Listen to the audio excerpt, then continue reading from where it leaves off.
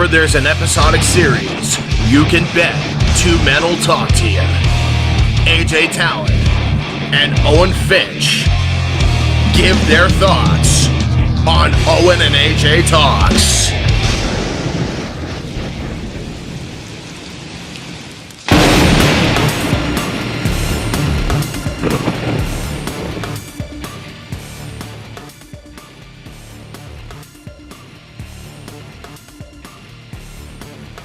Hey, what's up, everybody? So this is kind of something new for us. We're doing an intro like twice in this video because we'll explain in a second, but I'm Owen Finch and I'm here with AJ Talon, and today we are still in the same video, but we are weeks in the future. Who would have thought?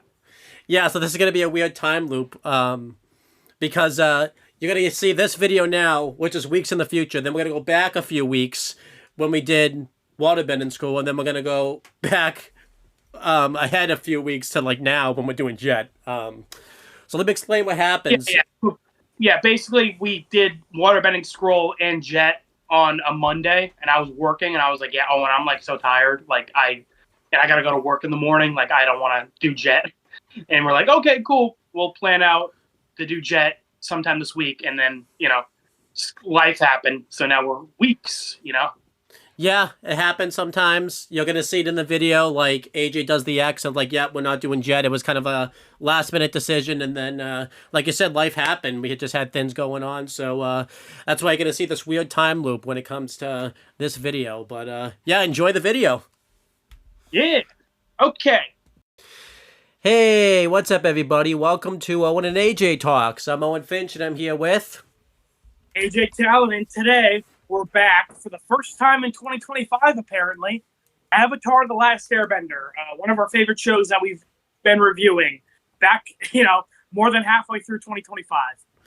Yeah, AJ didn't even realize that this was our first Avatar video. I literally just told him, like, we've been talking for like a little less than an hour, and he literally didn't even know this was our first Avatar video all year. But yeah, we're finally back to doing Avatar. Yeah. Much that it's like weird, like it's hard to remember when we do certain videos.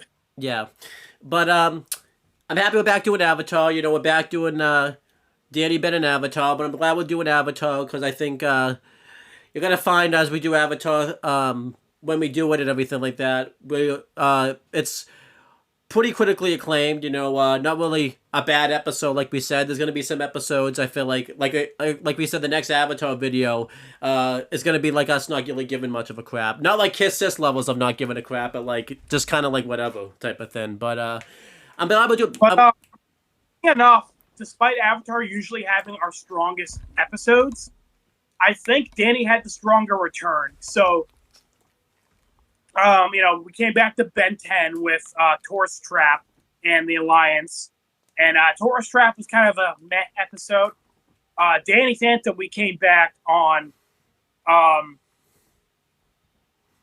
Prisoners of Love, which is a really, really, really, really good episode. And this one, we're coming back on the Waterbending Scroll and Jet, which is, as you'll find out, we really like Jet, and Waterbending Scroll is pretty good. But I will say, I think Prisoners of Love was our best return out of these three shows. Yeah, for sure. And we knew that. I feel like we knew that was going to be the case when we did this. At least for the Avatar and Danny side of things, on my thing, because I have never seen Tourist Trap. But I was just saying, because out of the three, Avatar, I think on average is like the best of the three shows. So kind of interesting that Danny actually went up to Avatar in this aspect. Yeah, I can't wait till we get to like later episodes of like season 2 of Danny, like how many times Danny will like outdo Avatar, or how many times Avatar will outdo Danny. Yeah, Danny are both really good in season 2, so it'll be kind of like shit. I think that'll be neck and neck. Same with Ben. Ben season 2 is really good. Yeah, so it'll be interesting to see how that happens. But yeah, let's just focus on Avatar for now. So this is really weird. This is a little bit of behind the scenes here, but the last like 5 videos, AJ's done the wiki and the notes for, because it's been like his picks, and like one of the times I couldn't do the notes, so he had to do it and everything like that. So this is the first time I'm doing the wiki, and I actually made the notes up for this. So This video will show like either I'm really good at doing notes or AJ's just better at me at doing notes, but we'll see what happens. But yeah, let's go through the wiki. So this episode was directed by Anthony Lyle. Leo, I don't know how to say his last name. I think we've heard of him before. I'm pretty sure. I'm not exactly sure. This is the waterbending scroll, by the way, that he's written. I forgot because we haven't done 2 episodes of anything in a while, so it's different. So, and then the episode was written by John O'Brien. I think both of these people are making the first appearance, directing and writing the episodes. So that's pretty cool. And the episode, the storyboard was done by Chris Graham, Kenji Ono, and Giancarlo Volpe. I think they'll also Giancarlo Volpe, they did the Warriors of Kyoshi. They did that episode, the storyboard and stuff like that. Anyways, so this isn't their first appearance or anything like that. And AJ, do you want to guess the Actually, okay. I did this one because I'm reading this like on like a huge wiki graph. So the storyboard was actually done by Ian Graham, Brian Konechko, Anthony Lyle. He did the storyboard and he wrote the episode, and Bobby Wabulo. So you know. Oh, by the way, Granitzo, he's one of the co-creators. Oh, so yeah, he did. That's cool that he did the storyboard and everything like that too. Mike and are the 2 co-creators, yeah. And Aaron, whatever, is like head writer. He's like kind of like the 3rd most involved writer in Avatar. So I just wanted to let you know because those are the names we'll probably see the most. Yeah. When we. This is what happens when we don't do Avatar for a while. You can forget who's showed up where. So. Yeah, I remember. It's been so long since we've done Avatar. Remember, I was fucking like 4 when Avatar first premiered. So I want to say it's in 2005. Yeah, the DoD. Yeah. We just had Winter Solstice, so I'm gonna go on a limb and guess that this was November 15th, 2005. Ooh, no. Yeah, a little late in the year. It's April 29th, 2005. So always do this shit, Owen. At Ben 10, Phineas and Ferb, if there's a show that's set during the summer, it'll air in the winter. And if the episode is set in the winter, it airs in the fucking summer. Yep. And I'll say this too. This is kind of cool for me. Avatar: The Last Airbender was like the first show that I watched that wasn't like that didn't have a lot of one-off episodes. It actually followed like a story episodically and everything like that. So it's kind of cool coming back to this. I remember watching this episode like the day it aired and everything like that. So that was pretty cool. I think I watched this and then like Jet. Like the actual air dates that they actually came out, so that's actually really cool. Avatar became like my Friday night up until I started liking wrestling. Then wrestling became my Friday night, and Avatar got kind of the boot, which is we'll talk about that once we get to like once we get to book 3, because I miss some stuff in book 3 and I miss some stuff in like I missed some pretty big stuff in book 3. Like I missed the invasion and all that, but we'll get to that in a different video. So, yeah, we are getting into a waterbending scroll. This is episode 9, and we kind of glossed over it because we mentioned that Winter Solstice was kind of like almost the halfway mark for book 1, so it was kind of a good time to have a 2-parter and to find out about like Sozin's Comet. Mm-hmm. And now we're actually in the mid-season of Avatar book 1, since there's 20 episodes in book 1, and we're going to be reviewing episodes 9 and 10 here. Yeah, this is cool. The fact that we're halfway through book 1. I like the fact that I think Waterbending Scroll was a good follow-up to Winter Solstice, the Avatar Roku part of it and everything like that, because it leads us to the opening of the episode. We see that. Yeah, I like that it's pretty clearly like the next day, because if you remember, Winter Solstice ended on kind of like a somber note. We see Appa flying in front of the full moon, and then Aang's kind of sitting by himself, and then Sokka and Katara go up and like hug him. Yep. And then this is like the next morning, and Aang's still like freaking out. Yep.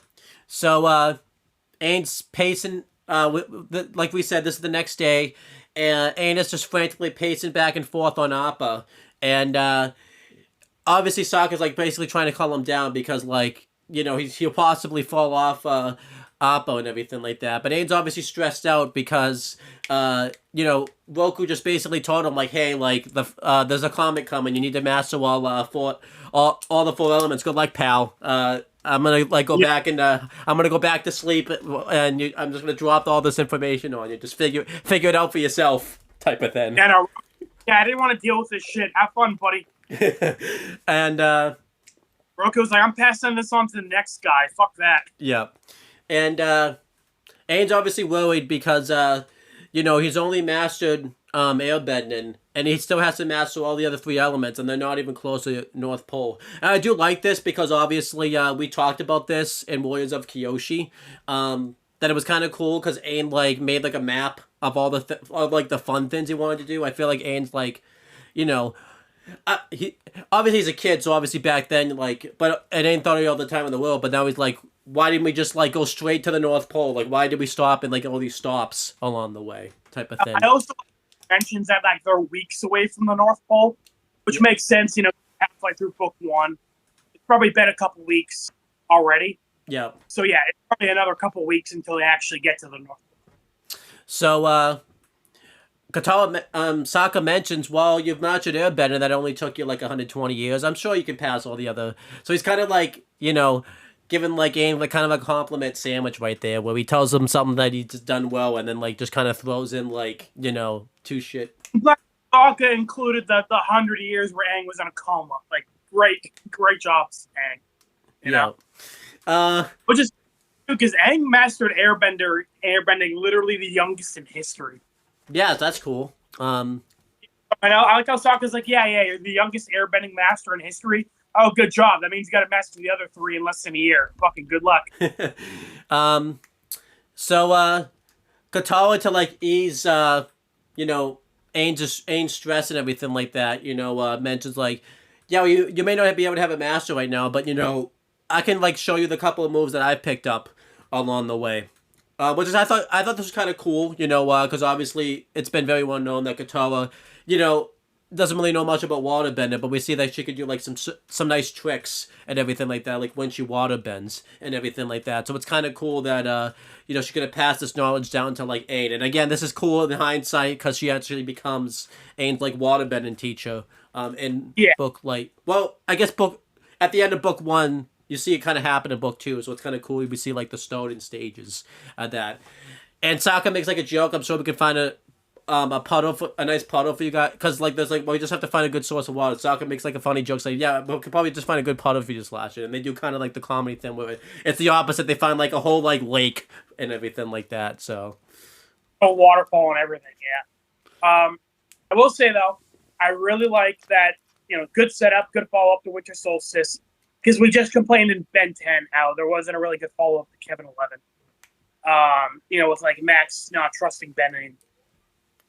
So I'm liking that this show really stuck the follow-through really well.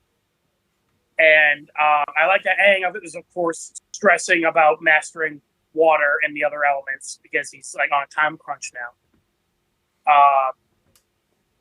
And I want to praise this episode for doing that, because I'm going to get really annoyed when we get to North Pole and we find out Aang's been slacking off on waterbending. Mm-hmm. And it's Aang, weren't you in a big fucking rush before? What the fuck happened to that? I guess he's not. I guess he just thought he was gonna be. He was at the North Pole now. I don't really need to try anymore, type of thing. Yeah, he's I'm surrounded by snow. That'll just naturally make me good at waterbending, I guess. Um, You know, he was like, "Oh, you're so good. You can fight the Fire Lord." Probably, yeah. I mean, she fights this. She beats his daughter at the last episode. So it's like, you know. Um. Uh, I yeah. did Anyways, season one. that's all. I just wanted to say this episode did a good job with Aang. You know, like how he's stressing about not knowing any of the elements.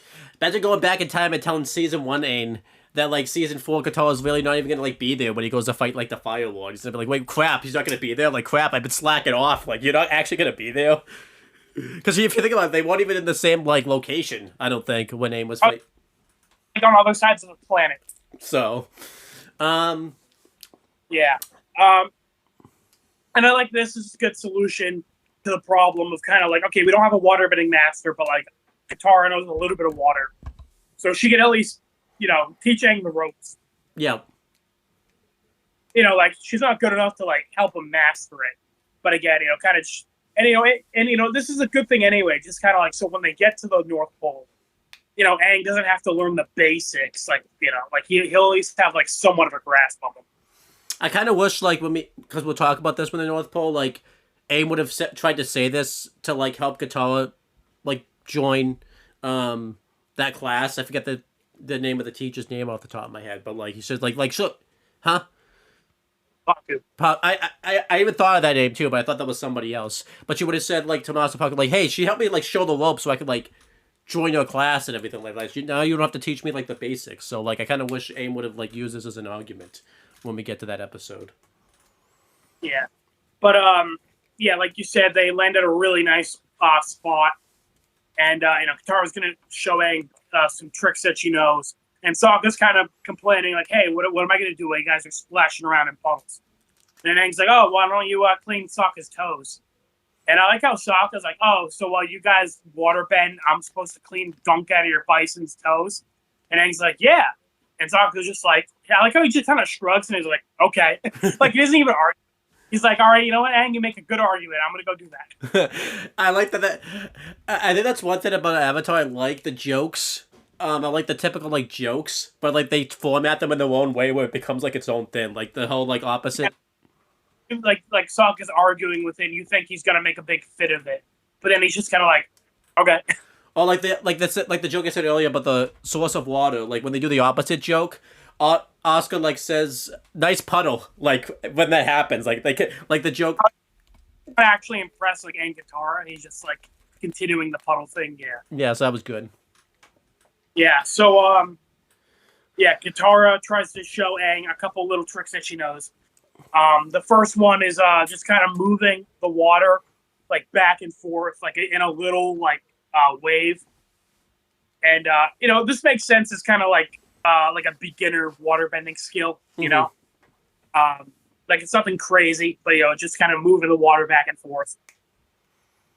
And you know, Aang pretty much gets it immediately, which I think was a little fun subversion. Where you know, like doing it, Katara was like, almost. You just gotta like fix your posture a little bit, and then you'll have it soon. And Aang's like, oh, okay, cool, got it. And he's immediately like making a bigger wave with Katara. Yeah. And Katara even mentions like it took like 2 months to learn this type of thing, where Aang just got it like immediately type of thing. So yeah. Well, you know, I like that. You know, we mentioned it off camera. I like so in a lot of shows, when a character gets like really good at something, they'll make him have like a big ego problem and start acting like a dickhead. I think that they didn't do this with Aang here because they already kind of did that in Kyoshi Island, so like it would have been retreading the same ground. yeah, it ain't the main character. Basically, Katara is getting jealous that Aang's like such a naturally good waterbender, and Aang's like not, you know, Aang's being humble about it, and Aang's like, you know, making sure Katara to compliment Katara too. He's like, hey, listen, I have a teacher, you know, you're teaching me. You had to do all this by yourself. Yeah, I like this a lot because, like you said, it's not just too like when a character gets really good at something. It would typically be like when they do like a teacher-student dynamic, and the student outdoes the teacher. The student will be like really cocky about it, and like rub it in like the teacher's face and says like I picked this up really fast and I picked this up faster than you did and everything like that. And the funny thing is, they actually Avatar not only flipped on the head, they had to even be humble. But I feel like in Katara's head, she thinks he's probably like being like not like obviously at first she doesn't think so, but when a blow up happens, when Aang's like actually trying to show her, I think Katara's making it think like, okay, now he's just being like an egomaniac and everything like that. Well, that's not the case at all. It's all just kind of in Katara's head. Getting all defensive about it, so she's like taking her anger out on Aang when he's just trying to help. Yeah. So. But yeah, it also makes sense for Aang to be good at water bending, since like water and air are kind of like in their martial arts like similar. Mm-hmm. Compared to like later on where Aang struggles a lot with earth and fire, because like they're very different from airbending. Because airbending, it's a lot of like dodging and misdirection and like manipulating the stuff around you, which water is very similar to that. Whereas fire is very aggressive, which Aang's whole thing is being passive and like dodging. And earth, again, same thing. It's a lot more aggressive, and you're supposed to like be more like solid. Yeah. So that makes sense why Aang struggled with those. But water, being a lot more similar to air, he's like a natural at it. Yeah, I feel like that's a good thing.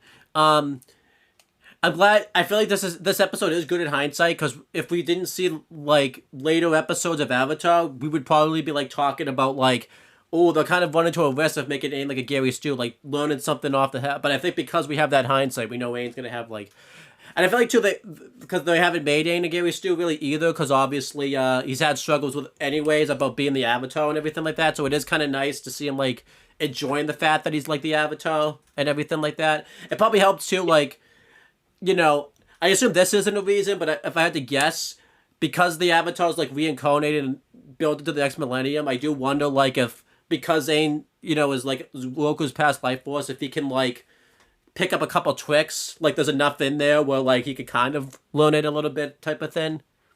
Because like with the Avatar, they kind of remember stuff from their past lives. Because remember, Aang like recognized Roku. Yeah. And he recognized all the Avatar statues.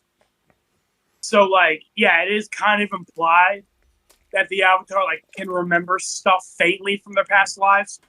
So yeah, learning the elements is probably a bit easier for them since they've already done it. Mm-hmm. Well, funny, in Winter Solstice, Roku said that same thing, where he's like, hey, don't worry, Aang, you can master the elements in time because you've done it before. Yep. So yeah, being the Avatar and having mastered them in his past lives, it does probably make relearning them easier. Right. But yeah, the second skill Katara tries to teach Aang is it's not the water whip. It's like just kind of taking like a string of water and like moving it around you essentially. This is kind of the same thing that Katara did in episode 1, where she like caught the fish. Mm-hmm. Kind of like not exactly like same idea, where you're taking a mass of water, taking it out of the lake and like moving it around you. Yeah, that was cool. And obviously Katara, much like in episode 1, is like really struggling to like maintain it after she like removes it from the lake. Whereas Aang immediately starts like doing tricks with it. Yeah. And like he's like twisting over his head, and like he makes it go back into the water like a nice little twirl. And I like how Katara, again, she's like getting kind of mad about it. But or she's like, well, she still compliments him. She's like, good job. But then she's like, although the over the head flare was a bit much. Right. And then the last thing she teaches Aang is trying to create a big, like, almost tidal wave. But of course, Katara, she even says like she hasn't mastered this herself yet, where she tries to make a big like water wall, can't, and then Aang just immediately like makes a huge one. And poor Sokka, he's looking after Aang's bison, and immediately the water like fucking engulfs Sokka, and he's like, Aang, no! And he gets like drowned. And Sokka's like, hey, good job, water boy. You washed away all of our supplies. Yeah. That now a little bit of a contrivance to like, obviously they makes so they have to go to the market. but like makes sense. Like A was kind of just like showing off the waterbending skills, and he like made a big ass wave. I can see that happening. Right. Yeah, a couple of things I liked. I liked all these tricks. I just like too. We get to see how the elements get used because we had an old episode about fire because we saw an Agni Kai at one point. We've seen air used a lot because that's what Aiden's mastered. We had an episode about like earthbending because of the Haru episode, and then I like that we're getting in that entire episode where we just see like waterbending for the most part because we really haven't seen like what people can really do with waterbending. Because it's called Book 1 Water. Right. So, it's nice that we get to see like water use for like its full effect and everything like that. Well, it's full effect, but yeah, we're kind of getting closer look at it. And then I did like you could kind of see Katara getting frustrated because like when Aang does that trick, like you mentioned, like she drops like her water that she was bedding with like onto the ground, like showing that she's not getting completely frustrated, but she's like starting to kind of get there and everything like that. And I will say I thought Katara's voice actor sounded a little off doing this scene. Like it seemed nothing really bad, but just didn't sound like how you expect Katara to sound like. Not like max levels of bad and permanent retirement where he just sounded like really weird, but like just something about Katara's voice actress like sounded like a little off doing this scene because it's fine the rest of the episode, but I thought it sounded off doing this scene.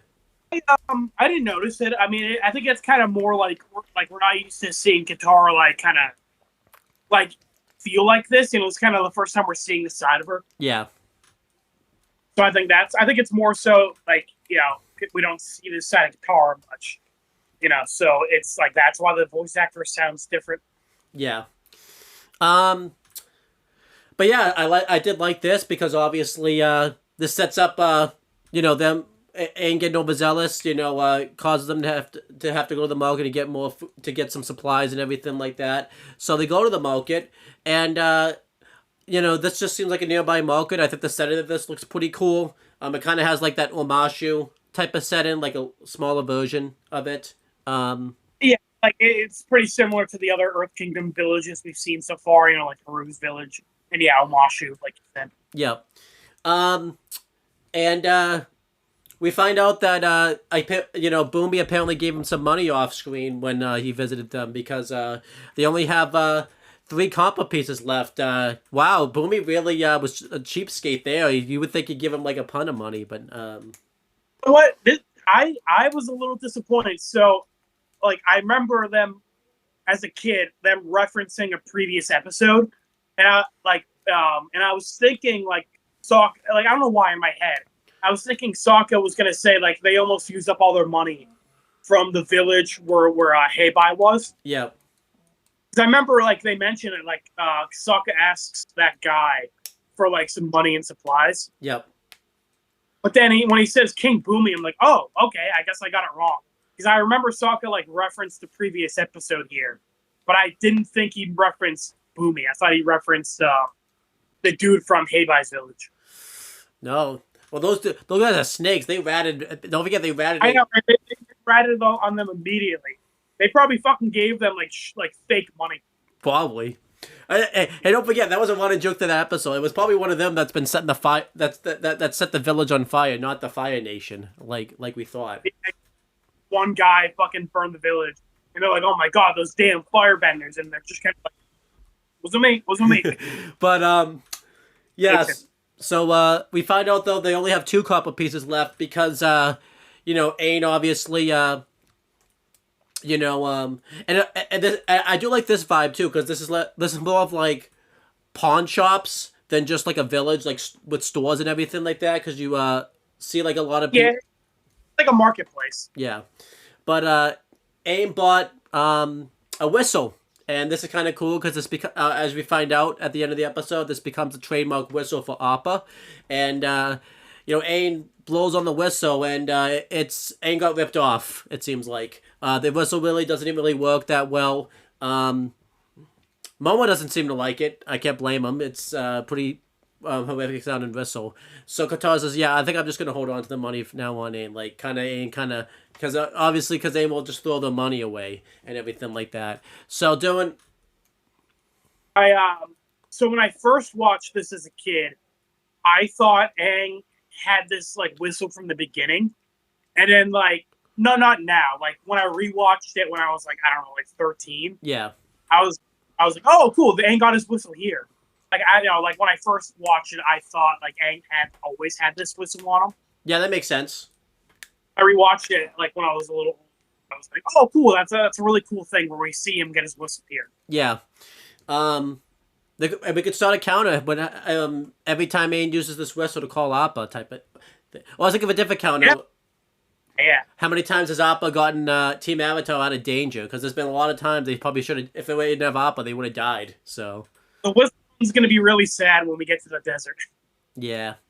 Remember, Aang's like keeps calling for him and he doesn't come. Yeah. Yeah. So doing all of this, they continue to make their way through the marketplace, and we see some random person is just marketing their store and everything like that, like trying to get people to go to their store, and he notices that he notices that Team Avatar are outsiders, and he offers them some type of like. It's not Cheerios, but it sounds like Cheerios. I like that they don't even know what it is. They're just gonna sell it to them and like be like, yeah. They're like, it seems like this was a scam. Because they asked like, what the hell are those? And the guy's like, I'm not entirely sure, but we got them. And they go into the store, and we see that the store is a ship. And they go into the store. They look around, and they have like all this stuff. One of them's like a monkey, like.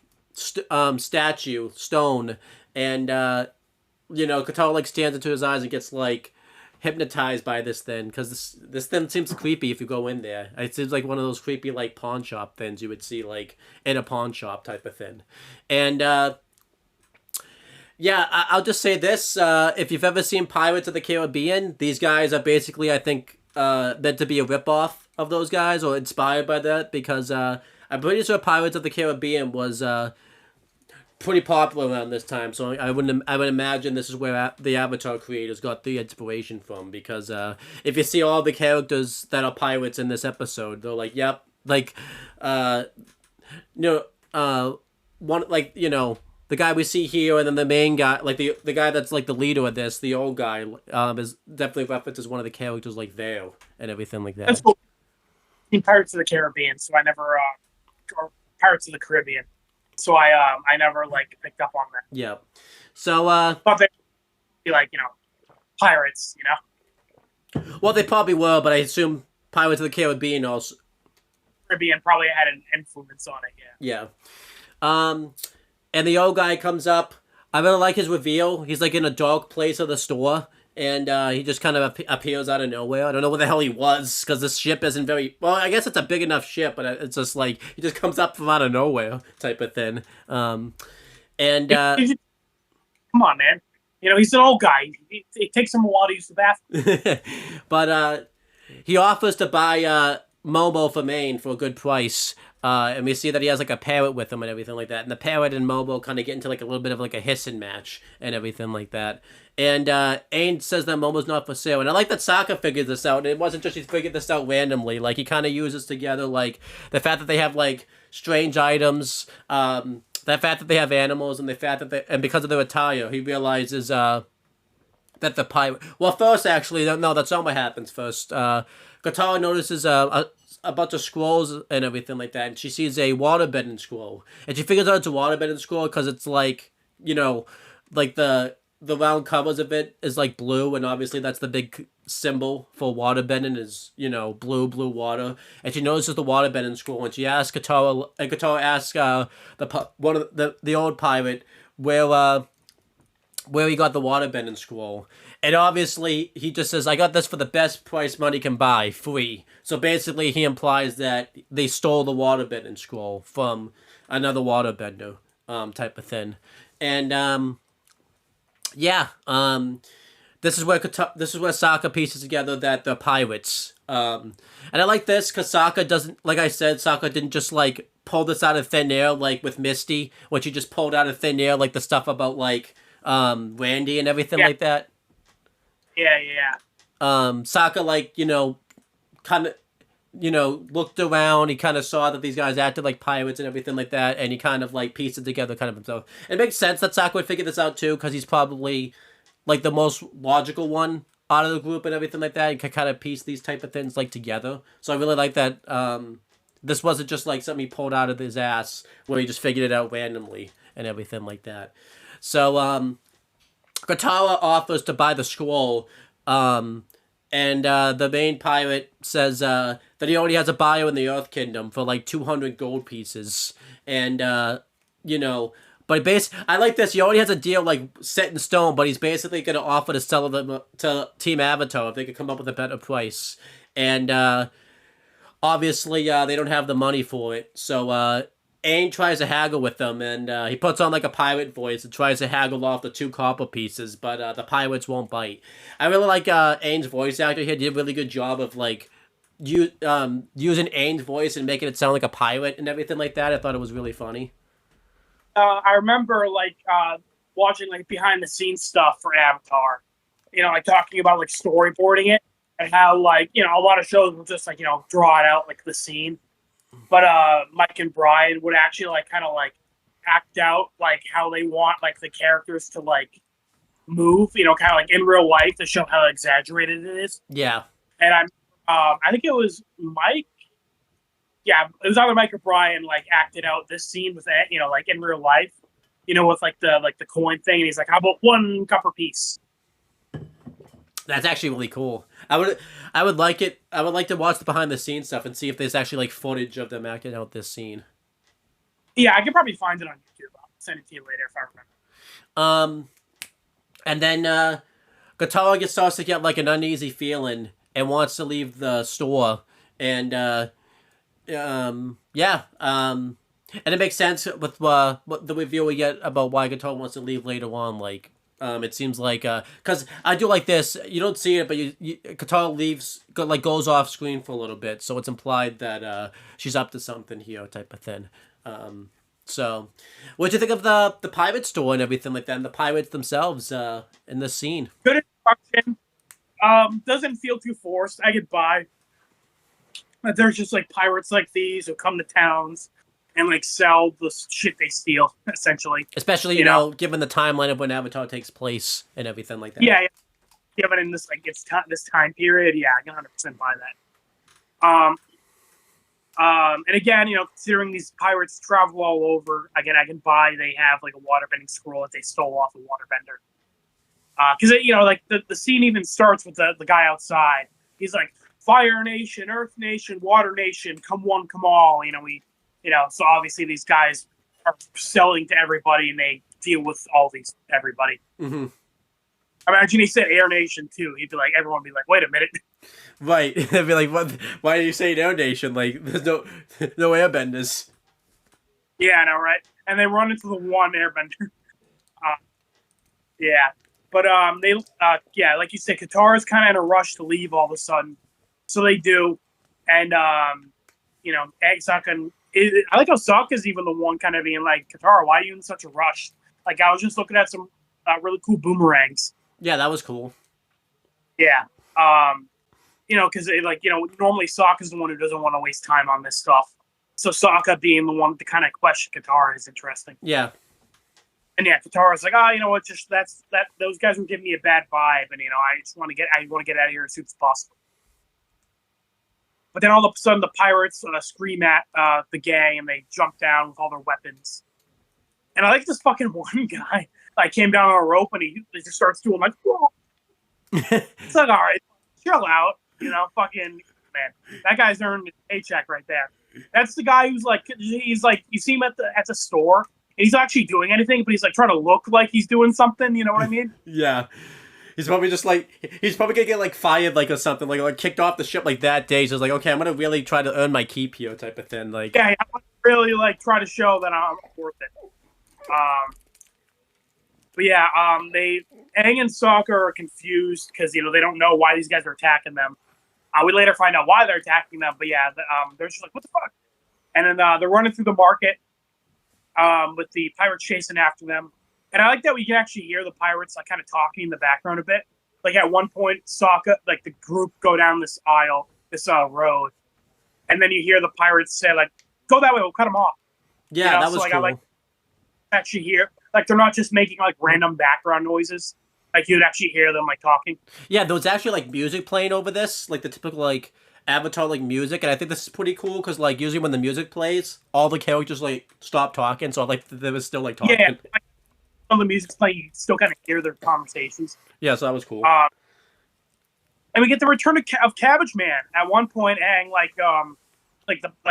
uses his air, like his staff to like send a guy. Well, I forget. He either sends the guy through the cabbage merchant's cart, or he sends the cart into the guy. I forget which one. It's the latter because they kept doing like a running joke here where like Katara and Sokka knock over the cabbage, and he's able to catch it, and like Aang jumps over and knocks it over, and then he just knocks the cab. I like that. Yeah, they all like narrowly avoid knocking it over, and then Aang just. And I like how he even says like, "Oh, this is worse than a Mashu." So I like that I like the show's continuity, and it rewards you for watching the previous episodes. I can't wait to watch because the next time we see this guy, he just completely gives up. He like. I don't know if you remember, it's when Ain's like about to build that zoo, like the guy's like about to say this catchphrase like cabbages. He just was like, you know what, forget it. Like he just given up. I think I told you in Legend of Korra, we meet this guy's like grandfather, and he's still getting his fucking his grandson, and he's still fucking getting his cabbages destroyed. Like grandfather, like grandson, I guess. But yeah, it runs in the family. Having their fucking cabbages destroyed by people. I want like them to make like another like Avatar show like about a completely another Avatar, and then we see like that we see like this it just keeps running in the family. It just becomes like a running joke. Oh, and they already announced a while ago the Earth Avatar show.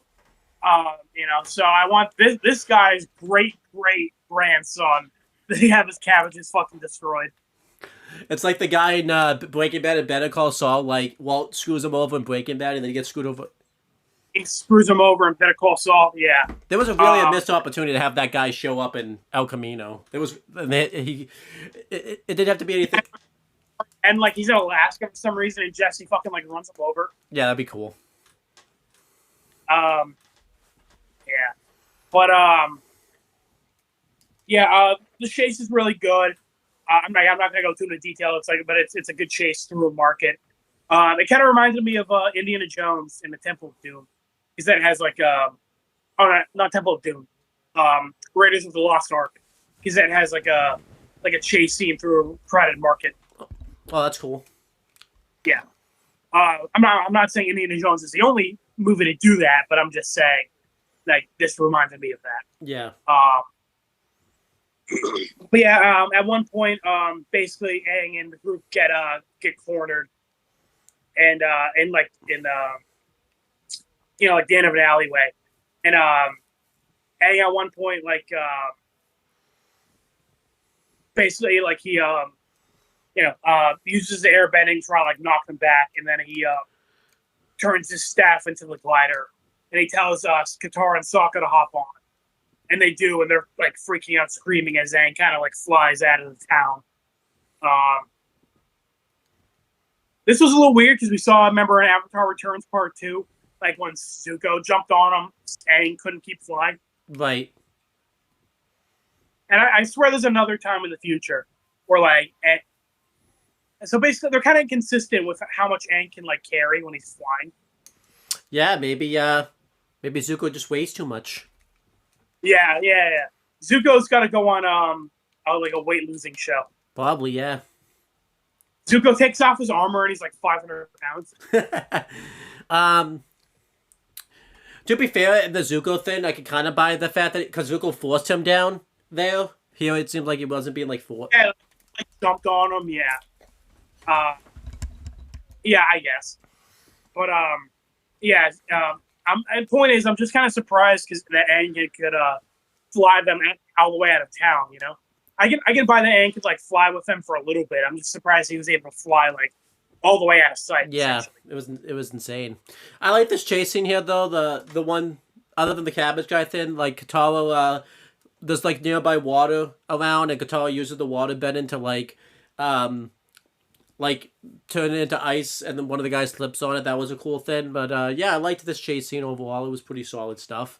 Now you're probably thinking, wow, not much of Zuko here, we like Zuko. Where's he been? Is this gonna be like a non-Zuko episode?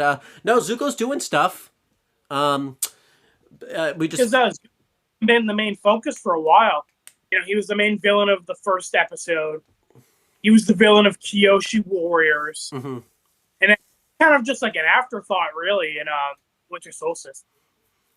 Yeah, more so. So has barely been like the main villain. So, but doing all of this, we've gotten some Zuko scenes. I just figured we'd save them all for now. Earlier in the episode, we see that Zuko's training with one of his crewmen and everything like that, and the ship just starts to go off course, and Zuko doesn't realize what the hell is happening, and he goes to ask the driver about it and everything like that, and Iroh reveals that he's the one that sent him off course, and Iroh reveals that he lost his Lotus style for his Paicho game. It's like his lucky checker thin or Chinese checkers thin that he uses for. Well, Owen, did you mention what piece this is? The Lotus style, yeah. It's the White Lotus style. Oh, I'm sorry, yeah, the White Lotus style. That's my. Well, remember, the White Lotus ends up being pretty important later. That's true, yeah. I forget how, but it is important, yeah. So, it's tell you? Huh? Do you want me to say it? Yeah, why not? It's like a secret society. Oh, that's right. Yeah. It's because we the water bending guy, Boomy, Jong, we all in Sokka's sword master. We all find out like they're all members of the White Lotus. That's true. So that is kind of cool then too, because it was like a one-off joke here, and they made it into something. So yeah. Well then I do like because Iroh talks about how it's important in this episode, but yeah, you think he's just being goofy. But then in book 2, when he's trying to get smuggled into Ba Sing Se, remember he meets with a guy, yeah, and that guy's also of like the White Lotus. Yep, I do remember that. Yeah, so Iroh says it's to his Paicho game, and he needs it to like really be masterful. So he says he's just gonna like check the shops real quick. I like this a lot because again, this is very comedic, and I was being like really wise about it, and that's like the joke, at least the attention in this episode. Again, I don't know if they expanded upon this like later on and everything like that, but that I do like this joke. And Zuko's just getting frustrated because like I would just stop the ship and like the search for the Avatar to get his honor back just for a White Lotus style. I think that's actually pretty funny. But again, I do like the fact that this actually becomes something later, with that group and everything like that. And a lot more subtle than what they did with Grandpa Max, Yes. And BC. So they go to the same marketplace that Team Avatar was at. You can make the argument or not whether or not this is coincidence, because again, Zuko is following Avatar, but what a coincidence! Like they were just there. When they were there, type of thing. Again, like you said, he's following Aang, so like I can buy they go to the same town. But yeah, what are the odds that because Aang wasn't even going to go there originally. Yeah, it's kind of like, wow, what are the odds that I ended up, and Zuko wasn't even going to go here originally. So what are the odds they both ended up going here when that wasn't even their plan? Right. I do buy coincidence sometimes, though. Stuff like that happens. Like, one of my friend's parents, the dryer just went recently, and they went to Lowe's, and they didn't have it at the Lowe's that's closest to them, so they had to go all the way to Pembroke, and it just happened to be the same day, I was working. So that stuff does happen. So, that does happen. So yeah, I can buy it. Again, we've had way more coincidences in Ben 10. So, compared to that, I can definitely buy it. Mm-hmm. And I like this because, even though they haven't found the White Lotus style, they just like went and bought like a lot of merch at the stores. I like this because one of them is that I forget the name, but that horn that I will use is like throughout season one. I remember they even said like we could have it for music night, and they end up having they have music night and Blue Spirit, so I think it's pretty cool. And that was like a consistent thing in season one that they would have music night. So I like that that was mentioned here, and yeah, they go into the pirate store, and Well, I like that. Even though Zuko's like pissed off this whole time, because even Zuko makes even like a crack at like, oh, okay. Well, when Iroh says that like he couldn't find it, Zuko's like, oh, great. So this was a complete waste of time. But I like that like he still went along with it.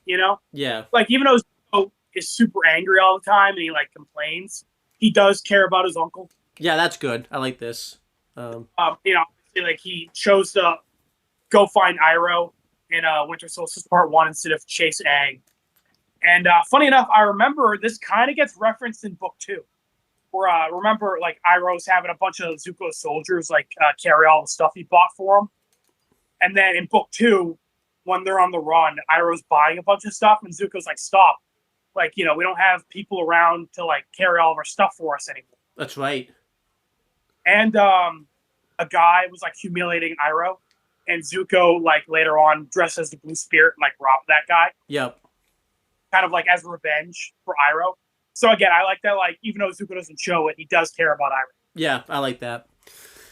And then, yeah, at the pirate shop, Zuko and I are shopping in there. And you can make the argument this is kind of a coincidence because, one of the pirates tells the main guy, like, we lost the... we lost Team Avatar, but he like describes them obviously like Team Avatar specifically. He doesn't know he's the Avatar, and also Sokka doesn't start calling them Team Avatar until Book 2. But this guy calls them Team Avatar. Yeah, why not? He Neo sent him the script, And he's some kind of Avatar: The Last Airbender. Roll credits. Neo sent him the script. So, Yeah. Neo this reminds me that, all right, guys, this really has been a Death Note. Yeah. Think about it, dude. This is before Death Note's about to wrap up PO type of thing and, like, America type of thing. So, What? Oh, no, it's 2005, not 2006. Never mind. So. Okay. I was about to say, wait, what happened? Yeah, you're right. God, yeah, Death Note didn't air for a little while after this. Yeah. And then, he's describing the descriptions of Team Avatar, and Zuko's like, it's piques Zuko's curiosity, and he asked if he had, an arrow on. He asked if the monk had an arrow on his head. This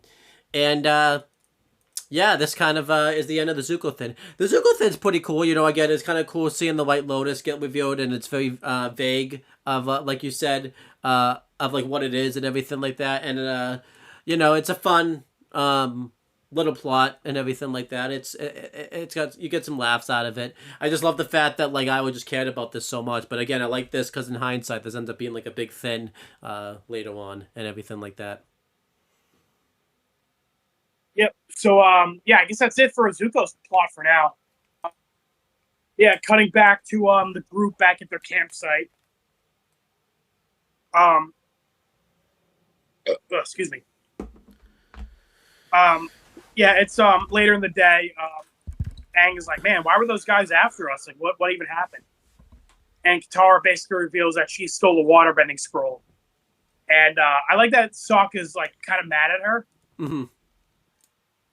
And then, for stealing. And Katara's like, oh, please, like, they obviously stole it from a waterbender.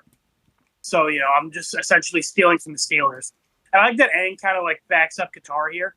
Well, like, he doesn't fully back her up. He kind of plays mediator. Right. Because he's like, hey, that's a good point, Katara. And then when Sokka kind of argues with it more, being like, oh, well, you just put all of us in danger. And then Aang's like, okay, well, you know what? What's done is done, so we might as well use the waterbending scroll now, now that we have it. Yeah, and I like that she justifies it by saying that, like, Aang needs this type of thing, but as the rest of the episode finds out... immediately Sokka points out, like, oh, Aang, she's full of shit. Like, she just stole it for herself. Yeah. So I do like this. And it's very cool because usually Katara has to be the moral ground for Sokka, so I like that they did like a roles reversal here type of thing, where it's Sokka that's being the moral ground to like Katara and everything like that. So I think this is really cool. But yeah, Katara basically like tells Aang to hold the scroll open, and she's gonna like practice a move from it, and then once she practices this one move, then Aang can have his turn. So obviously, yeah, she's basically like saying it's for Aang, but really she's the one who wants to practice.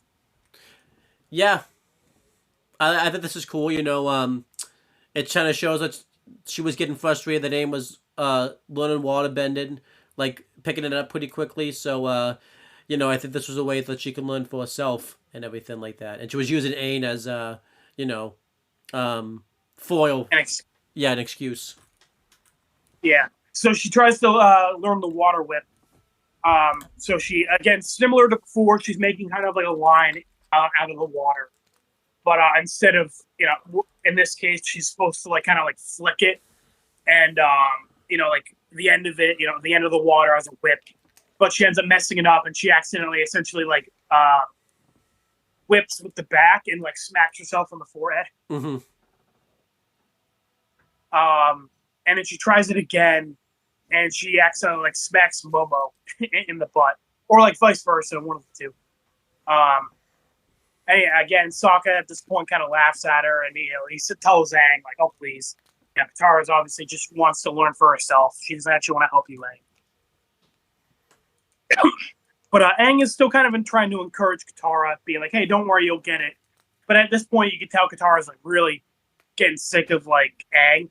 Now naturally good at he is. Right. Because Aang's trying to now give her advice. And obviously this morning it was the reverse where Katara was giving him advice. So now she's feeling all like insecure that like Aang is already like a better waterbender than her. Yeah, and again, I feel like this was a good writing thing because you know, Aang really wasn't, like you said, Aang just kind of giving advice. He didn't have an ego and anything like that. He was just saying like, no, like you just gotta like do it naturally. But again, I feel like we're just seeing this from Katara's POV and like what she's thinking. So she's kind of thinking Aang's being a little egomaniac and she's like a little competitive and everything like that. Again, this makes sense. Remember in you know, in prison, a big thing with that episode was Katara was talking about how like a bending is like a part of her identity. That she feels like people shouldn't have to hide, you know, the fact that they can bend. Yep. So, you know, for Katara, a big part of her identity is being the last waterbender in the South Pole. You know, for Aang to just come along and he's like immediately better than her. I can understand why she feels like insulted. Yeah. But yeah, she snaps at Aang and, you know, says, "Would you please shut your air hole? Believe it or not, your infinite wisdom gets a little old sometimes." And I like how, you know, Sokka earlier was kind of roasting her a bit. But then when she looks at Sokka, he doesn't like, you know, he doesn't like even like make a crack at her. He just kind of like frowns and shakes his head. Yeah, I feel like this was. You always talk about this. You know, the character says the most without saying anything at all. Like Sokka really said a lot here without saying a word. Normally, like when he like kind of like calls her out, he's kind of joking. Here, like the fact that he like didn't even say anything, like says a lot. Yeah. You know, Katara's like, "What?" And then she turns back to Aang and like she sees that he's like, you know, like on the verge of tears essentially. Because remember, Aang is like a 12-year-old kid. And everyone he knows and loves is dead. You know, Katara and Sokka are like the only people he like has left. Yeah. So for Katara to like snap at him like out of nowhere from his POV, like yeah, that's gotta hurt. Yeah. Because that's the thing, Aang doesn't really know how Katara's feeling, so to him this was like really out of nowhere for him, like really random. Yeah. Yeah. But I like that Katara immediately like realizes her mistake. She's like, "Oh my god, Aang, I'm so sorry. Like I didn't mean to do that." And she's like, "Okay, you know what, Aang, tell you what, I'm like, you know, here, this is your waterbending scroll. I don't want anything to do with it anymore." And I like that Aang was trying to be like, "No, Katara, it's okay, really." Mm-hmm. Now, with what we find out later, I'm hoping she was genuine here. You know, I hope she wasn't just bullshitting. Yeah. Because, you know, what happens is, like, when everyone goes to bed, she takes the waterbending scroll and sneaks off on her own to practice. Right. And I hope that was kind of like she was being genuine here. And then later on in the night, she was like, you know what, I'm just going to practice, by myself. That way it won't, hurt Aang or anything. Yeah, I like to think it was that, If it was, she was just like lying to Aang here about not wanting anything to do with the waterbending scroll. That's pretty shitty of her. Very much so, especially because, like, it nearly got Aang, like, captured by the Fire Nation and everything. But yeah, as I said, everyone goes to bed that night, and Katara swipes the waterbending scroll to go practice it by herself. And we get a little funny scene where Momo's like staring at her, and she's just like, "Momo, shh, like I'm just gonna go do my own thing real quick." Mm-hmm. Yeah, we see her, like by the river, not quite where they were before, like a little bit away from where Aang and Sokka are. This is supposed to be me. Is it? Okay. But yeah, like you said, and before all of these scenes, Zuko and the pirates boarded their ships and were just looking for, Team Avatar and everything like that. I really like this, that, like, one of, like, the main pirate, was like, well, shouldn't we be looking for the woods? And Zuko's actually the one that puts together, like, well, if the stole the waterbending scroll, they're obviously going to be near water, because he's obviously saying, like, well, you don't just steal a waterbending scroll just for the sake of stealing a waterbending scroll, like, because obviously Zuko, because that's the thing, Zuko did tell him he's the Avatar too, so Zuko knows, like, Aang's trying to learn, like, Aang's probably trying to learn from the waterbending scroll and everything like that, so, Owen, I don't know about you, but I steal waterbending scrolls the hell of it all the time. I stole like 5 waterbending scrolls today. For those, Bad. I'm a kleptomaniac. Waterbending scrolls. Did you steal those 5 waterbending scrolls for those 5 boys with monkey tails that are just sitting outside your house right now too? You know what? Like, how else are they going to learn the water whip? Like, come on. You know what? They're going to even be better because they can use their monkey tails to like as an extra arm to like bend water. Yeah, that's how you do it. But anyhow, and like I said, Katara's still trying to practice with to do the water whip. She's still trying to learn how to do that. And Zuko and the main pirate guy. By the way, so we're at the pirates to the names to the characters that don't have a name, because I don't think any of the pirates have names unless they've. Okay, yeah, we'll have to add them to the list. Because I keep having to say all pirate dude, this pirate dude, that pirate dude. It's Yeah, we can add 2 to the list because we got the main pirate dude. And then, like, the second in command guy, the guy with, like, the green headband. Yeah, what about all the other pirates? I don't really count them because they're just background. Talk or anything, so I'm only counting the 2 main dudes. Yep.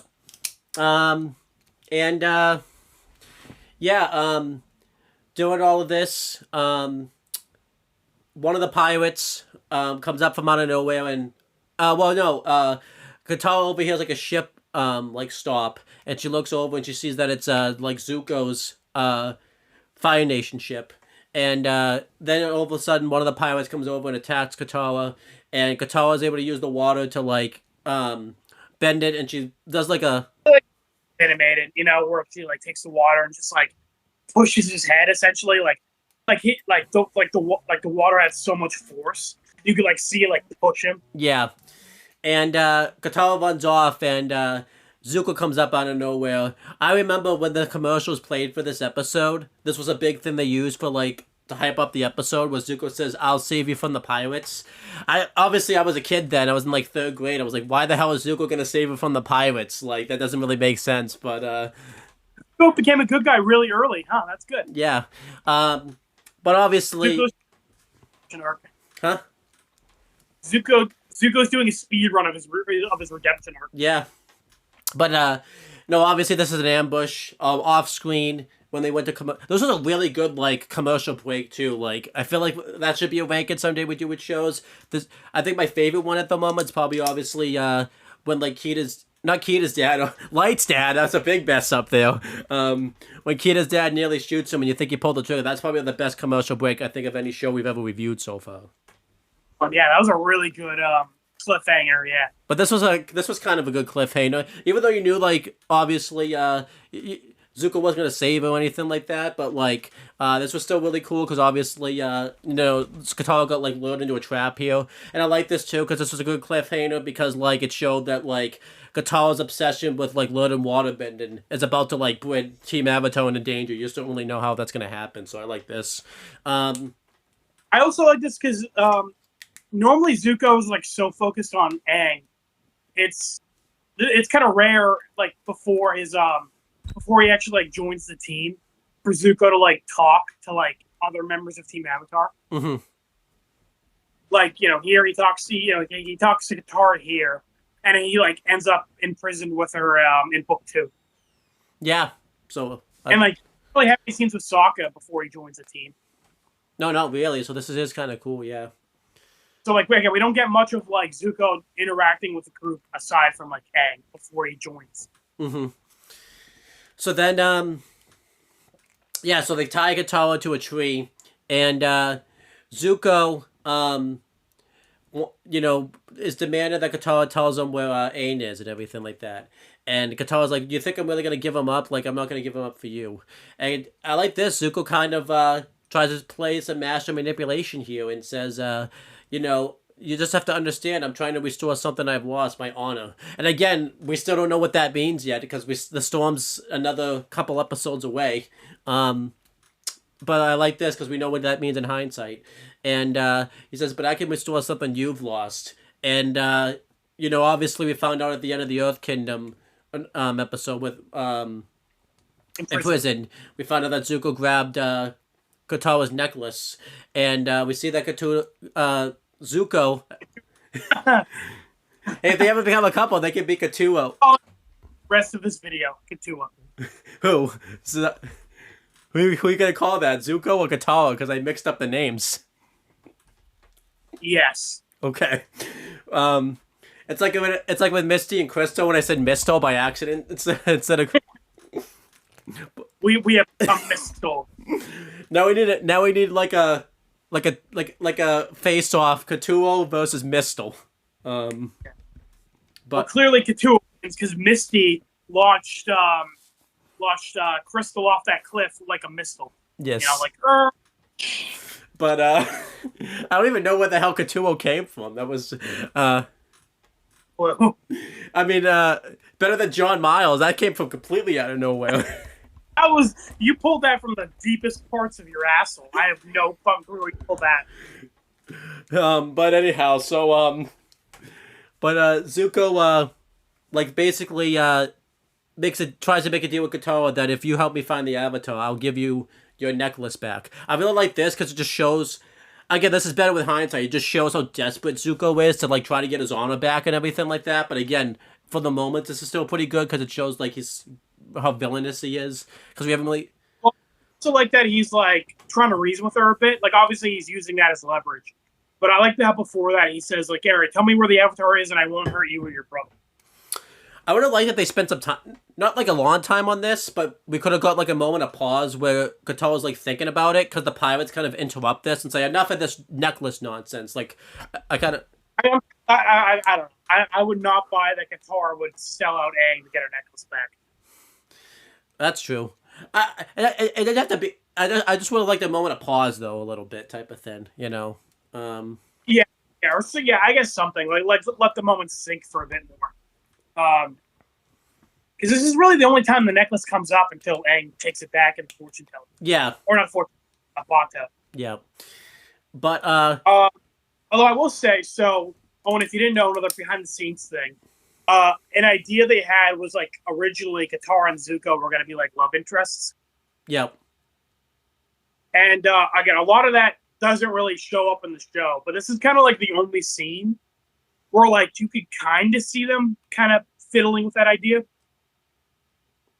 I was thinking Crossroads of Destiny probably would have done that too. Yeah, this, that, and then in Ember Island Players that make a joke.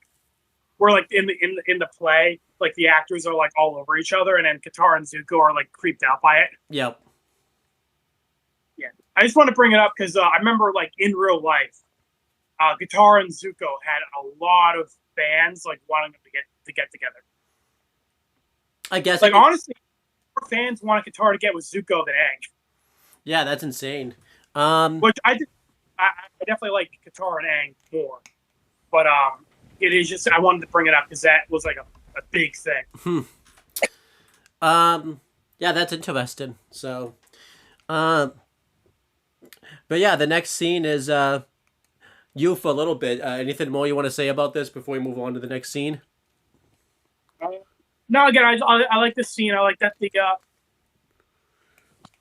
necklace is brought up again. I like the pirates teaming up with Zuko. I'm always a fan of like when villains team up with each other. That's why I liked Nicktoons Unite as a concept of a video game, not the game itself, the concept. I mean, I have a soft spot for the game. It is hot garbage, but I still like it. Yeah. Yeah. And then sorry, I'm looking at the notes. But yeah, a really good scene overall. I like it. So yeah, we cut back to Sokka and Zuko, and not Sokka and Zuko, Sokka and Aang. Yeah, they're just waking up and they realize Katara's gone, and so is the waterbending scroll. So Sokka's pretty mad, realizing that Katara is like obsessed with this waterbending scroll, and that she snuck off to go practice by herself. I do like that Sokka immediately, when he like doesn't see Katara, like puts this together too. Like he knows that she took because he starts like going through his bag looking for it and everything like that. Yeah, and he's not wrong, but obviously the reason Katara's like back yet is because she got captured. Oh, yeah, right. Oh, sorry. I forgot. Did you mention that the pirates are like, nah, fuck this, we're done. Like give us a scroll. We don't care about the boy. And then Zuko was like gonna light the scroll on fire. I forgot that part. Yes. I don't know why it's giving me a thumbs up. I didn't make a thumbs up, but sure. But yeah, basically, like the pirates, like, okay, no, we're done with this team up. We got the scroll. We're done. But Zuko's like, no, I'm gonna light this scroll on fire unless we get what I want. And to be fair, Zuko, he's kind of right. It's like, all right, the team up was you get the scroll, I get the boy. You're not getting the scroll until I get the boy. That's how this goes. Yeah. And Zuko wasn't even going to betray them. He's like, listen, we'll get the boy, and then we all go home happy. Yeah. So Zuko was kind of right here. Yeah. Yeah. And I do like this bickering. This bickering with him and the pirates. Yeah. Obviously, this is foreshadowing that their alliance is going to fall through in a little bit. And again, I haven't mentioned this yet, but these pirates, well, some of the pirates, anyways, come back like later on. We'll talk about that. That was a big coincidence later on. Also, it's kind of cool that obviously, like these pirates have a grudge against Zuko specifically because this team up goes pretty sour. Yep. Yeah, I'm sure Zuko threatening to light the scroll on fire didn't help. Oh, definitely not. Oh, did you mention? I don't know if we mentioned in the store they weren't going to sell the waterbending scroll because another buyer was going to buy it for 200 gold pieces. Yeah, I mentioned that. Yeah, so that's why they're so obsessed with scrolls because they already have a deal lined up and it's going to be a lot of money. It would have been cool if we met the buyer, like later on. Yeah, it's mentioned it's some rich Earth Kingdom guy. Yeah. Yeah. So yeah, pretty much immediately, Sokka and Aang get attacked, and Sokka gets a pretty good fight in this episode. Usually, when Sokka gets into a fight, they kind of make him a joke. Yeah. And a little bit of slapstick with Sokka in this episode, but we get to see him kick some ass a little bit, which is nice. Where a guy, like a pirate, shows up, and he has this like sandbag thing, like attached to a string, and he like goes to like hit Sokka with it. And Sokka like rolls out of the way, and then grabs his club, and it goes to like attack the guy. While that's happening, another guy shows up and like shoots a net at Aang, and Aang shoots it with air, but like the net like kind of resists the air, and Aang gets like captured anyway. Mm-hmm. And in the background, you see the other pirate kind of knock Sokka on the ground. Once they got Aang, they run away. And poor Sokka, he's like, "Oh, what am I not good enough to capture?" And then they shoot a net at him and capture him anyway. I like that. It's like I like to go, but as soon as Sokka said that, they're like, "Oh yeah, right, silly me, we forgot." That was awesome. Yeah. But yeah, then Aang and Sokka are all tied up, and they're at the riverside. Pirates have them, and Zuko has the waterbending scroll Katara. Katara sees Aang and she apologizes and says it's all her fault. Aang's like, no, Katara, it's not. And then Iroh chimes in and he's like, no, it is. Yeah. It's because this is like the first fucking time Iroh has talked to these guys. And Iroh's just like, no, it's her fault. I like it too because it's meant to be like comedic relief and everything like that type of thing. Yeah. And It is comedic, and I love it. It's one of my favorite jokes. I like how blunt it is too, type of thing. Like, yeah, or that happens a lot in shows. Where her character apologizes, and the other one's like, "Oh no, don't worry, it's not your fault." And then Iroh's just like, "Nah, it's her fault. What the fuck are you talking about?" Yeah, and then Sokka has a really smart plan. Again, this is why Sokka's channeling his inner Ben from Yellow Jackets. Mm-hmm. The big brain plays.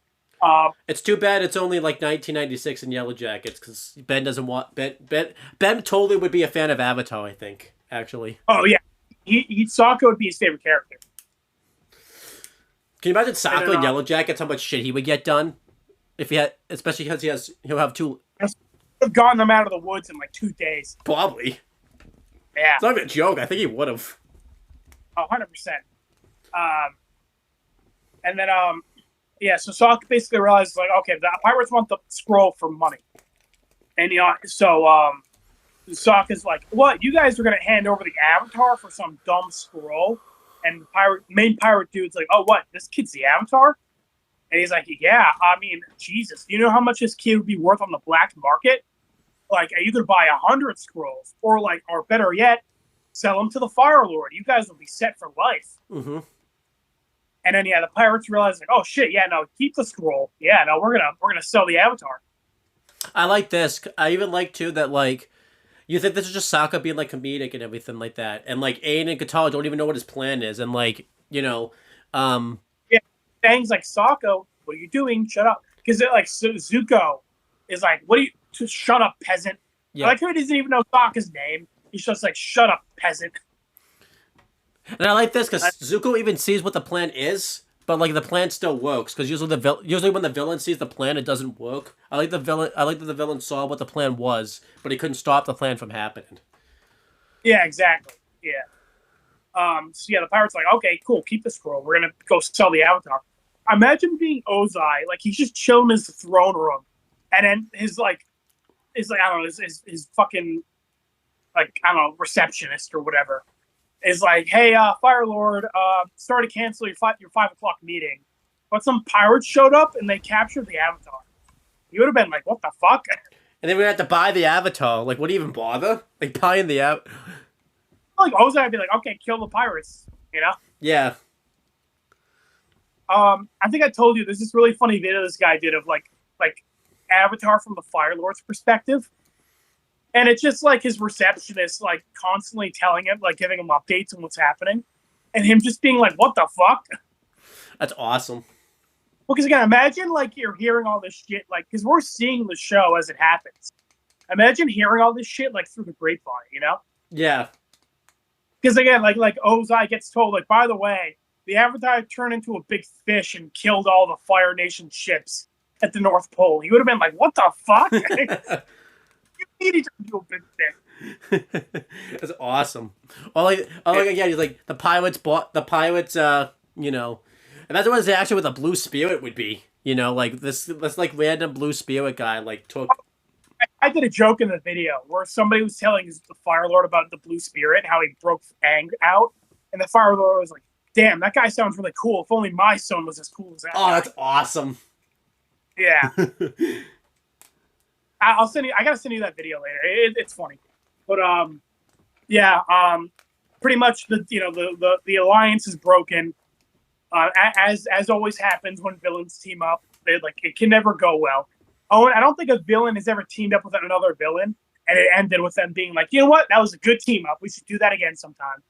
I mean, Nick United, they didn't fall apart. I mean, they got defeated, but they didn't. By the end, yeah, they were homies by the end.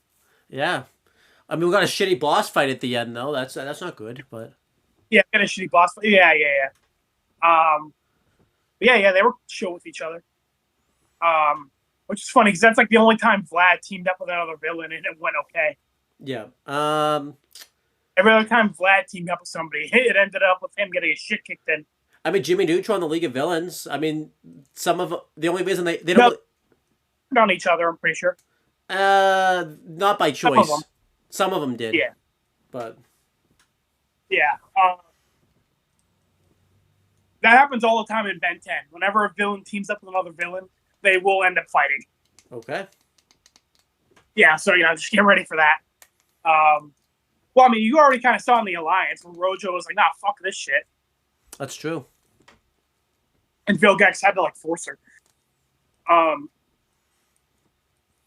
Yeah, fight breaks out between Zuko and his firebenders versus the pirates. And, this is a pretty cool fight. I like at one point, because Aang and Sokka are, tied up.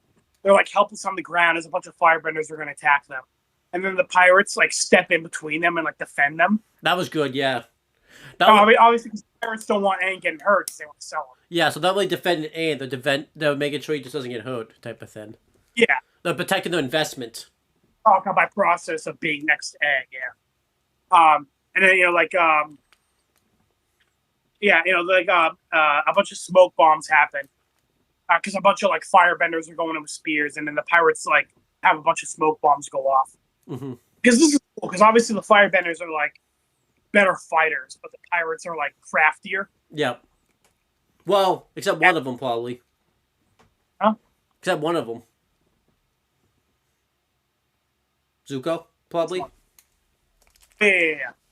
And then at one point Zuko leaves the smoke pile, and the main pirate almost attacks him, and we see he has a sword, and him and Zuko begin a fight. And this was pretty cool because Zuko has armor, so whenever he would use his armor gauntlets to the sword swings. Yeah, that was cool. I liked this. Yeah. And it's nice to see non-benders fight benders, because a lot of times the non-benders kind of get the shit out of the stick. So it's nice to see not you don't have to be a bender to be a cool fighter. Yeah, this isn't the first time it's happened, but this is the first time it's happened where the benders and the non-benders were equal level and everything like that. Next episode, which is a really good example. Because again, something I don't like is a lot of times when Sokka gets into fights, he gets his ass kicked. Yeah. Which again, I get it, he's comic relief, but it happens a little too often. Right. But yeah, and then Aang and Sokka are in the smoke, trying to avoid all the fighting. And at one point, a sword goes flying through the ground, through the air, and lands next to Sokka. So he used it to get out of his rope. That was good. And yeah. Aang, and then they're calling for each other, trying to find each other. And at one point, Aang blows all the smoke away, and he's surrounded by enemies. So then he just uses the air to bring the smoke back, and he's like, you know what, Sokka, I'll find you. I like that joke. That joke always lives rent free in my mind. Yeah, and then we see Sokka crawl out of the smoke on the ground to avoid everybody, and then at the same time, Aang uses fingerprinting jump out, and he's running. I like this. So again, I they're just we are not involved in this fight. We just want to get the fuck out of here. Yeah. I liked this fight, like you said. I really liked how crafty the pirates were. I like that some of the firebenders aren't using firebender. They're using their not the stats, but their needles and everything like that type of thing. Yeah. And then while this is happening, Momo unties Katara, and he ends up swiping the waterbending scroll too. Mm-hmm. Yeah, and then also Momo gets into a little chase with the pirate dude's reptile bird or whatever the fuck it is. The parrot. Yeah. Oh, also, Owen, thank you for reminding me. Up until this point, something I've complained about is normally later in the show, Avatar has hybrid animals. Mm-hmm. But in the first couple episodes, they weren't doing that. They were just having regular animals. Yep. So it's from this point on, they stopped doing that. Now they've introduced the hybrid animals. Yep. So that's cool. I just wanted to point that out. That was something I was complaining about in the early episode. Yeah, I like that they're starting to do the hybrid animals thing. That's really cool. And then we got a chase between Momo and the pirate bird.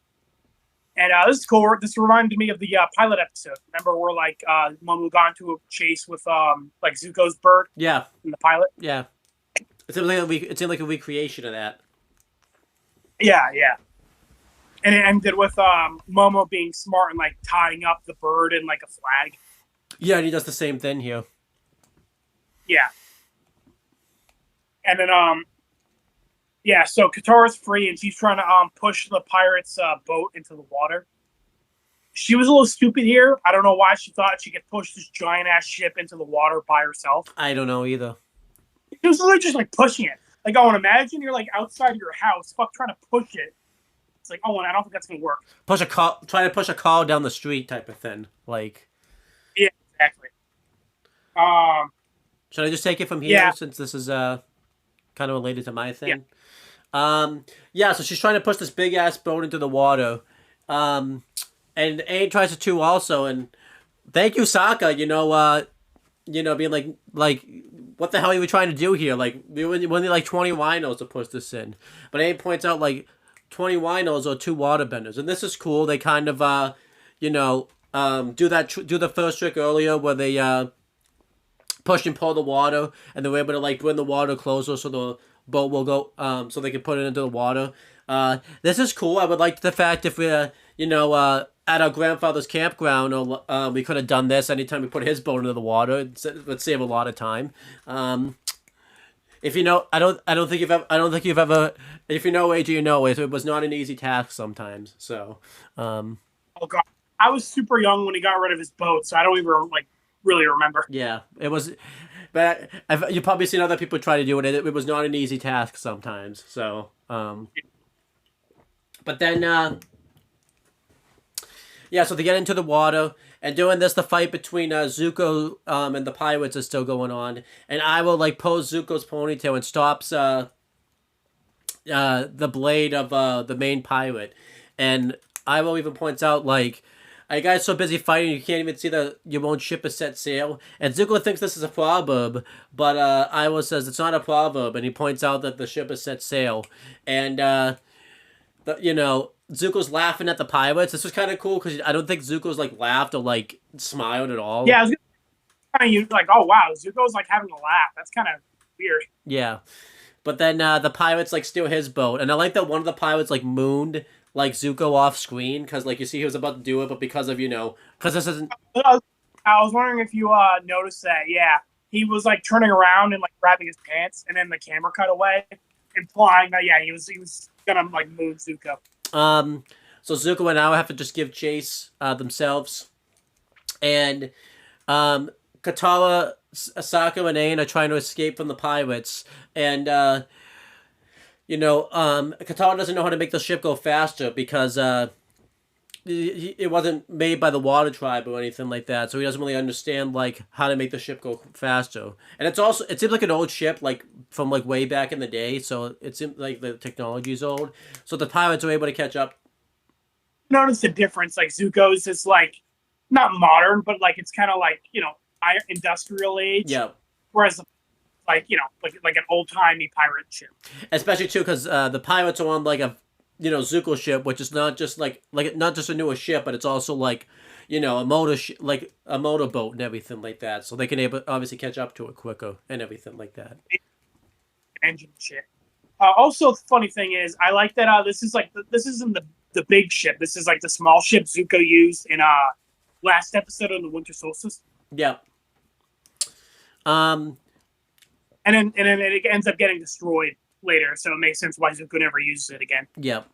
So the pirates board the ship, and they start attacking Team Avatar. This is where that Momo thing happens, where like he ties up the bird into the flag of the pirate, which I liked. And Katara, finally does the water whip. This was really cool. I really like this. I like that she just kind of did it in the moment type of thing. And, I like that they did just move on, you know. Aang and Katara started congratulating each other. It was to Sokka's detriment, but I like that this was, you know, she didn't just do it and like continued the fight type of thing because I remember I just literally complained last episode that like Ben did this really cool laser thing and that really didn't mean anything. I like that this actually like meant something. As again, Yeah. Well, like as Katara Fisher does the water up a lot after that. So it's like cool. Yeah. Like it's a cool six around. Or another, you know, when we get to that episode of Danny in season 3, when he finally like duplicates himself, and yeah, but yeah, like I said, this wasn't the Sokka's detriment because he's getting his like ass kicked as they're like congratulating each other, and I like how Sokka's like, could you just stop congratulating each other and like help me out for a second here, And Sokka gets, and then this is where that Momo thing happens, and Sokka gets messed up in this fight. Like one of the pirates takes Sokka, like tosses him, like almost at like one of the flags of like Sokka gets messed up in this fight. Like I felt bad for him, you know, type of thing. It was like I love that part where the guy has Sokka over his head. He just fucking chucks him into the sail, and he falls. God damn, they are beating the fuck out of this 15-year-old. I know. And then doing this, Aang, you know, finally he's had enough, and he uses his air to like make like a little mini tornado, and he just sends the pirates like off of the ship, type of thing. And the fight continues. One of the pirates pulls out his sword, and Aang pulls out the whistle, and Aang blows the whistle, and obviously, like, the guy doesn't really understand what's happening. Sokka's able to get, like, a cheap shot on him and, like, kick him off the ship. I like that Sokka got the final hit here, you know, because usually it's, like, one of the benders that gets, like, the final hit on the villain. Where, Aang is, like, using the whistle. And then, the guy's, like, distracted in that. I like how Sokka does a fucking roundhouse kick, too. Yeah, it was awesome. Like, full spin and then fucking kicks that guy off the ship. Should have said this. Sparta. It was revenge for, and again, Sokka's had really good recovery time. The guy got like thrown at the sail. He got thrown at the sail, and he's up on his feet like not even that long afterwards. Like that's a fucking tank, yeah. Yeah, but Team Avatar sees, you know, that they're still in trouble though. They're about to go off of the waterfall. So I like this. Aang and Katara use their bending, and they make like a circle around the waterfall, so that way it stops the ship. And it actually works, but then they realize that Zuko's ship wasn't far behind it, so it like collides into the pirate ship. And this ends up still knocking him off anyways. And add this to the counter, this is the first time that, you know, Appa's bailed. Actually, this probably isn't the first time. It's probably like the third or fourth time. We'll have to like go through the episodes and like check.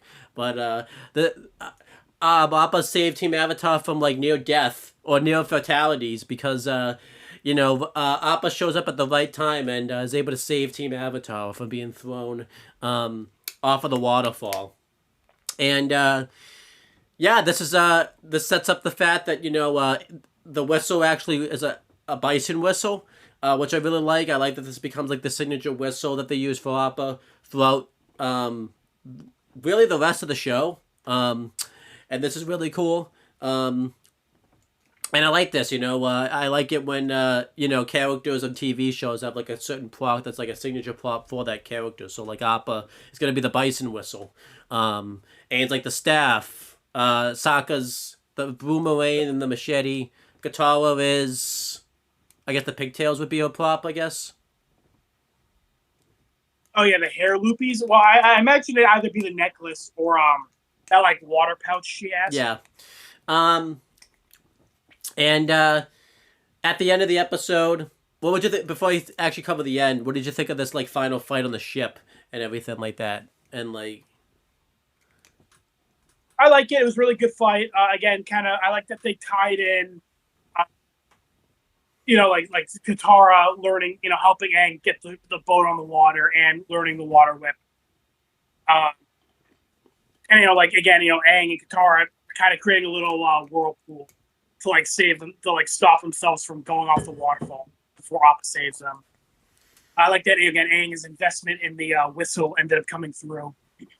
Like I said, I'm glad Sokka got some cool moments in these fights because, again, they kind of a lot of times they'll kind of do Sokka dirty in fights. So I'm glad they had a good balance of like it's comedic, but he also kicks some ass too. Yeah.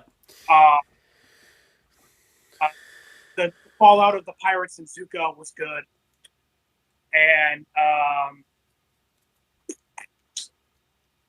yeah, I guess that's it. Yeah. And then to wrap up Zuko and Iroh's then. Sorry, one little detail I forgot. I like how when Aang's like, "Hey, Sokka, can you make this boat go any faster?" He says like, "This thing wasn't built by the Water Tribe," because that makes sense. You know that like obviously like different nations building the boats would have different designs. Yeah. And it would be a plot hole if Sokka just couldn't pilot a boat at all, because in a couple episodes, Bato of the Water Tribe, Sokka's gonna pilot a boat that's like Water Tribe, you know? Yeah. So Sokka does know how to steer a boat, it's just Water Tribe boats. Yeah. So then, to wrap up Zuko and Iroh's then, they run towards the end of the, right water. Yeah, the end of the waterfall.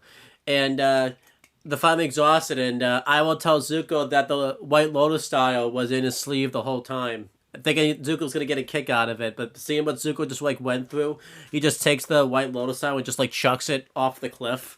There's a YouTube clip of the scene that's like millions of views, and the comments are so fucking funny. Like they're like, because they'll like pretend to be Iroh. It's like, Zuko, guess what? Your mom was in my sleeve this whole time. Or like, Zuko, your honor was in my sleeve this whole time. That was awesome.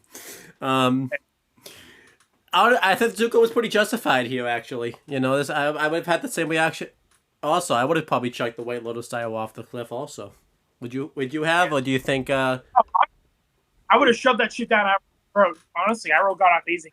This is pretty relatable. Because I've had customers that have been trying to find something, and it's like, and sometimes I've like looked for like 5 minutes, and then it's like right there, type of, or like or I've like found it for them after looking for 5 minutes, and then they're like, "Oh, it wasn't actually what I wanted," type of thing. I was like, "Oh my gosh!" Like, so this is pretty realistic. And then we got like a somber moment where Katara apologizes and says that I was so obsessed and got so competitive about waterbending that I put us all in danger, and it just wasn't worth it. I like this apology.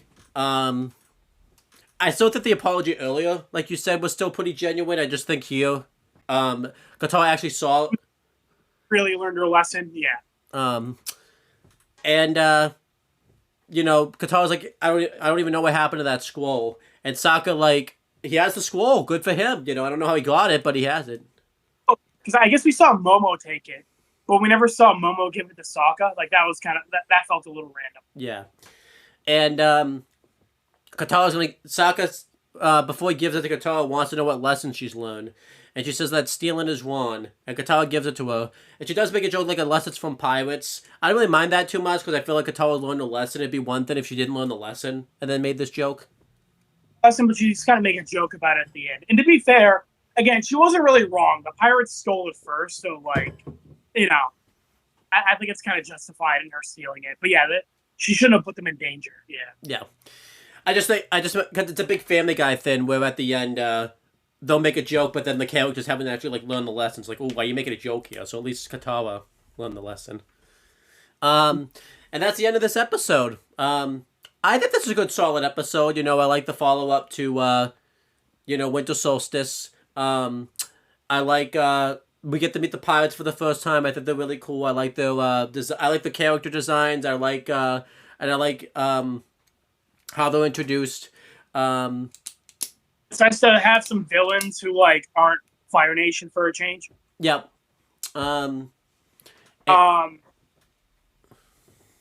Animation's good. The fight scenes are good.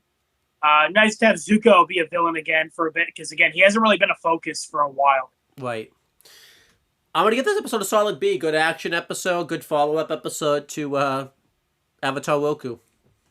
This episode has a lot of training, and when I'm a sucker for training and like in my shows. So good, solid B. So yeah, B. So yeah, we're gonna pause here, but yeah, next episode is Jet. All right, sounds good. So we will do Jet next episode. All right, we're back to the present. We RVB'd seasons 9 and 10 in Yellow Jackets this video, pretty much. We're real back and forth. Like, oh my god, are we in the present? Are we in the past? Who knows? Owen, what was your favorite storyline, past or present? Well, I think typically it's been the past for... Yeah, actually, if we're doing an RVB and Yellow Jackets comparison, haha, because that's the video we're doing, then yeah, past is pretty consistently the best. But, yeah, now we're here to do Jet. This is great. Because it's not the last video, I forgot to get the wiki ready for it. So let me just get the wiki ready for it real quick. Yeah. While he does that, I'm going to talk about some cool little things.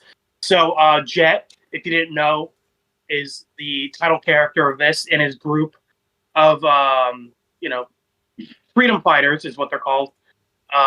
They are inspired by Robin Hood and his merry men, and also a little bit Peter Pan and the Lost Boys.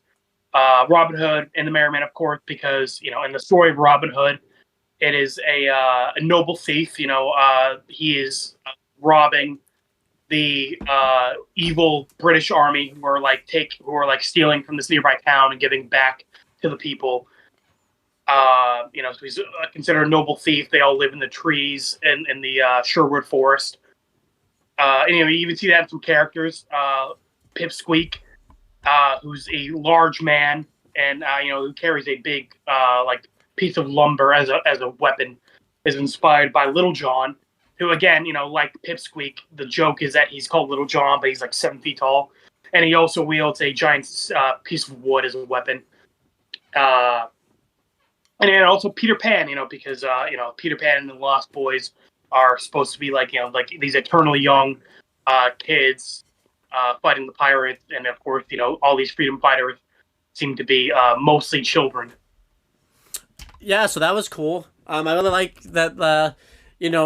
Avatar: The Last Airbender really does a lot of these references, and I like that you don't notice them until someone points it out to you, type of thing. And then you're like, yeah, I could see, because sometimes people will make the accusations and then it ends up not being true, but then you're like, oh yeah, I could definitely see that being the case, type of thing. So it is very much like it's definitely a reference if you know the story of Robin Hood and Peter Pan to a lesser extent, but it's also like Jet's and his freedom fighters are enough of their own characters that they fit into the story of Avatar without just being like, oh look, he's a Robin Hood reference and that's his whole character. Like Jet, because obviously, Robin Hood the noble thief, whereas Jet, turns out to be a villain, and also I like it because it's interesting because Avatar mainly gets inspired from Asian mythology and stories, so it's kind of cool to see a European folk tale inserted into Avatar. Yeah, it's definitely cool. But yeah, this episode, like you said, is called Jet. It was directed by David. It was Dave Finoli. Dave. That's the guy who was one of the main writers on Star Wars Clone Wars. So there you go. Dave Filoni. It was written by James Egan, and the storyboard was done by again Dave Finoli, Mikola Hishukawa, and Justin Ridge. They've all done storyboards before for Avatar. Now, AJ, this is fun because obviously when we did the video the first time around, you were thinking you were going to get the air date right because it was literally the same video, but that's not the case. We're a few weeks into the present now in our timeline. Yeah. So I have no clue what I guessed before. Again, I keep thinking this aired in winter because it's book 1 water and it's set in the winter. But I think I was off. I'm going to guess May 16th, 2004. Oh my gosh, you had 10 days off. It's May 6th, 2000. Oh wait, you said 2004? Oh, well actually no, yeah, 2005 because Avatar aired. Actually no, let's just still book 1. What is it, 2005? Yeah. Really? Okay. So I guess Avatar started end of 2004 or something. Oh, well, no. Actually, I don't know. When did Avatar start? First episode date is February 21st, 2005. Oh, you know what? I'm thinking because I was 4 when it first came out. I was thinking it was 2004, but my birthday's end of the year, so that's why. There you go. But Yeah. but yeah, I think we talked about this, and we'll get into it more as time goes on. But Jet is definitely one of those episodes. It still really holds up. I remember off screen we kept talking about how much we thought Jet was probably better in hindsight because we've seen Jet come back and they've really fleshed. I mean, they fleshed out his character here really well, but then they really flesh it out like in season 2 and everything like that. Yeah, this episode is made stronger by the fact that Jet didn't just end up being like a one-off character. And now, granted, the pirates and the waterbending scroll weren't technically one-off because they came back later, but that was a very like minor thing. It was basically a cameo. Yeah. So where Jet actually ended up having a pretty significant role in the future. So, and we'll talk about that probably when we do season 2, but a little bit when we at the end of the video. But I still think Jet holds up really well, even if Jet ended up being a one-off character. It's really tough though, because he comes back, it's better. That's the viewpoint I have. But if we probably showed this like really enough to our cousin who was like watching Avatar, like one of the last times you came up type of thing, and I think she probably really would have liked Jet. Even without the knowledge, knowing that Jet comes back and everything like that type of thing. So, but yeah, so let's get it started. So the episode starts off. We just see Momo hanging around by himself. So I guess you would think if you never watched Avatar before, this is just a Momo story. It's not no Avatar, no Aang, none of that. I make this joke, but when we get Momo's lost days. I make this joke, but instead of Zuko alone, it's Momo alone. I mean, I make this joke, but honestly, the Tales of Boston say when it's told in his perspective, it's like one of the better tales and everything. Yeah, I was gonna say, the tale of Momo was actually like kind of heartbreaking at the end. Yeah, so. But he's trying to catch a bug, and eventually, I think he does catch the bug, but then he notices there's some lychee nuts like just placed like over a leaf, so he goes to it and we find out that it's a trap. He ends up it's a trap. Yeah, you haven't seen that Star Wars movie yet. Fuck, god damn it. We'll see it soon. But he gets captured by hunters. We don't really know that's Fire Nation at this point, but we just think it's like random hunters. I really like too that he wasn't the only one captured. We saw like these 2 other animals that were in there, and I remember too a big thing we talked about in Avatar is later episodes we got like animals like we see in Dragon Ball, where it's not like animals you would see, it's outworldly animals. But season 1 is the reverse of that, where it's really not the case. These animals looked kind of outworldly. They didn't really look like... Yeah, they were kind of supposed to be like monkeys, but they looked different. Again, it's weird, because Avatar, like, in the first few episodes, kind of, like, forgot that, like, it's supposed to have, like, hybrid animals. Yeah. And then, but yeah, like you said, it's kind of like Dragon Ball, where it's, like, they're, like, mixed, or, like, they're weird, they're, like, different. But yeah, now we're kind of starting to see the trend of Avatar has different animals than us. And back at camp, Aang's asking, like, where's Momo? So they obviously they go to investigate. It cuts to them just already finding Momo, and Aang goes up to rescue him, and he does really cool, because that ends up being a theme of the episode where because of his airbending skills and everything like that, he doesn't have to really climb the tree. He can just jump from tree to tree and everything like that. So I just want to point out, this episode has really good animation. Like, especially with Aang in the forest, it's a bunch of little things too. Like, I really like, like how Aang looks when he like is hanging upside down on the tree branch and like undoing the trap, and especially later, the fight with Jet, like that looked amazing. Yeah, it's awesome. So like the animation in this episode, the animators did a really good job. The Avatar animation is always pretty good, but like I don't know, this episode specifically was like a step above. I think what helped was the writer also did the storyboard, so I think that helps. That Yeah, kind of a clear vision on like what they want them to look like in motion. Yeah. But yeah, this was really cool animation. They end up rescuing Momo. They do a funny bit where he just continues to eat the lychee nuts and everything like that. And we get that like funny Momo music that like plays like in the background. We've heard like a few times. Yeah. And then the other animals are like, because they realize that Momo got rescued, they want to be rescued also. So Aang is just like, all right, you guys too. And Sokka's just like, you know what, screw this. It's going to take forever. So he just throws his boomerang at them and it ends up cutting them down. Because when they did the Momo rescue, they obviously did like a time like quick cut type of thing. Because obviously it took a little bit of time for them to rescue him. They did like a quick like fade type of thing where they like did like a high speed. And this was cool. Sokka notices that they were Fire Nation traps. And this makes sense, obviously, because like you mentioned, Fire Nation have more like high advanced equipment than like Waterbend and like all these other nations have. Yeah, Sokka was like, "Oh, look at this metal work. It's Fire Nation," because obviously like the Fire Nation are like, yeah, more advanced in like their metal machinery. Yeah. And Sokka like realized like, yeah, we better pack up camp and just get going. So and some time passes and then they're about to get flying, but Sokka's just like, okay, no flying this time. My instincts are saying that we shouldn't fly. And Katara and Aang are obviously confused, like, wait, why wouldn't we fly? And Sokka actually likes that he points this out because obviously we've seen this happen from Zuko's perspective and like we've talked about this, but I like that, because Sokka, Aang, and Katara never really like see Zuko in person other than when he's captured them.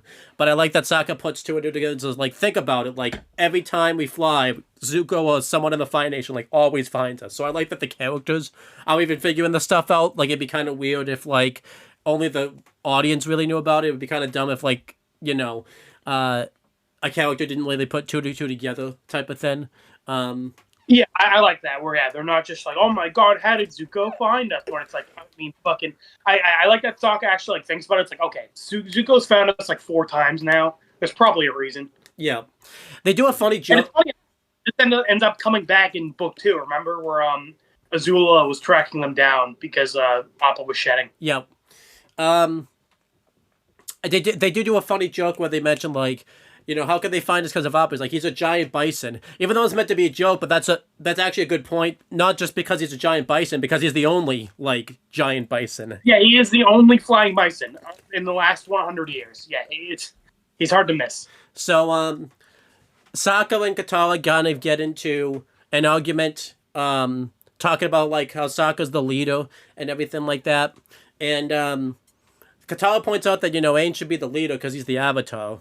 And Sokka's just like, well, he's just a kid. And I think they do a funny joke. I don't remember exactly what it is, but Aang's doing something like, it's obviously like a kid. Oh, he's like hanging upside down on Appa's horn, and like Aang's like butts in the air, and Aang's just like, I like how Aang doesn't even refute it though. Sokka's like, Aang's just a stupid kid. Like, he's not the leader. And Aang was like, he's got a point. And this is a big theme of the episode where Sokka mentions, like, my instincts tell me that we should play it safe and walk. And I personally like this because obviously this becomes a running joke where like Sokka mentions his instincts should do one thing, but like the opposite happens. He should have done the other thing. But I do like that it's a running joke, but this ends up like saving. It ends up being a big thing at the end of the episode with his instincts and everything like that. So it wasn't just a one-off joke and everything like that. I also like this little argument between Katara and Sokka. Like, Katara's like questioning him and like, thinks he's being like stupid, wanting to be the leader. Because she even points out, like, why do we even need a leader? And Sokka's, even Sokka's being a little immature about it. He's like, well, I'm the oldest, so I'm the leader. And like, Katara's, like, kind of giving him shit when, they're, like, walking, and they're all like, this sucks. And Katara's like, well, hey, Aang, if you're tired from walking, why don't you ask Sokka's instincts what to do? Like, she's kind of ribbing him a bit. Yeah. But, like, it doesn't come off as, like, too mean. It comes off as, like, yeah, his sister's kind of giving him shit, but it's kind of lighthearted. I think what I liked about that argument too was like Katara was giving him shit, but it's one of those things. It's kind of reminds you of the Warriors of Kyoshi Island. Aang is actually genuinely like he's not even giving him shit. He's just like being like a just innocent little kid and everything like that. I think he's giving him shit a little bit, but not as much as like you can tell. There's a different. Yeah, like I mean, obviously, I think Aang's kind of knows what Katara's doing, and he's kind of playing into it. But yeah. Yeah. And then yeah, Sokka says, "Look, I'm getting tired too, but at least we're away from the Fire Nation." And obviously, I also like this because, like, even though they're all like being like, "That's dumb. We don't need a leader." It is kind of funny because Sokka is kind of the leader throughout the show. It's like, okay, they don't really have like a official leader, but Sokka is kind of the one who like makes the plans on like what they're gonna do, where they're gonna go, how they're gonna do things. yeah, I think that's more. We haven't seen as much now, but I think that's more of like a season. Well, that's 2. what I'm saying. This is kind of like the beginning of that. Yeah. But yeah, they go through the bushes and they see that they stumbled upon like a Fire Nation like camp. And you could say this is a coincidence, but I don't think so, because obviously I think it's implied that they were probably the ones that set up the Fire Nation trap. So I could kind of, you could say it's a coincidence, like what a coincidence the Avatar just happened to be where they were. But I feel like the show did a good job where it didn't look like a complete coincidence. They happened to stumble upon the whole this. reason they were walking in the first place is because they were worried about running into the Fire Nation. Yeah. So we knew the Fire Nation was in the area. And I mean, obviously, I think the joke is that like Sokka wanted to walk to avoid him, and then they ended up walking right into their camp. Like it's a joke. Yeah. But like, I can buy it. I can buy it. Yeah, the Fire Nation troops immediately just start attacking them. I don't know, just imagine that from their perspective. Like they are all just chilling around a fire, like eating their dinner, and fucking the Avatar walks. Oh, and that is like you're at like the military base, right? You're just kind of like playing poker with your buddies. Yeah. And fucking like Adolf Hitler and his buddies walk into your door. Like you're like, shit. What like okay. I don't know what to do here. I remember I pointed this out in the Star Wars review where, like, even though Darth Vader's and, like, all the big evils are big bad guys, you think about, like, the Stormtroopers, are just probably just the guys working, like, a 9-to-5 job. I know, right? They're just trying to get through the day, and they're like, all this bullshit's happening around them. They're like, God damn it. Yeah. Fucking, there's this one scene I love. It's in a Batman movie. It's one of the cartoons. Where Batman's like investigating this room, and this like goon walks in through the door. He's like, "Anybody in here?" And Batman just stares at him, and the guy just like shuts the door. And a guy in the hallway is like, "Hey, something wrong?" And he's like, "Nope." I don't get paid. I don't get paid enough for this. So yeah, exactly. But yeah. So the Fire Nation start attacking them. They blast the fire and it ends up inadvertently causing Sokka's arm to catch on fire. And Katara puts it out with the water bending, like the water she keeps in her sack and everything like that. That was pretty cool because you never really see that get utilized too much. So I like the fact that we actually got to see it get used. Yeah, I remember I had a toy of that as a kid. I mean, she uses it sometimes, you know. Or well, like that's basically how she water bends whenever they're not around a source of water. Yeah. So, and Sokka makes kind of a little bit of an empty threat, saying, if you let us go, we promise not to hurt you. And even Aang's just like, what the hell are you doing? And Sokka's like, I'm bluffing. And all of a sudden, one of the Fire Nation soldiers just falls over. I say soldier, but like I said, these could have just been random dudes just chaining out and everything like that type of thing. I would love that. But Sokka's and Aang and Team Avatar are all surprised. And they're like, what the hell? How did you do that, Sokka? And Sokka doesn't even know, so he just says instinct.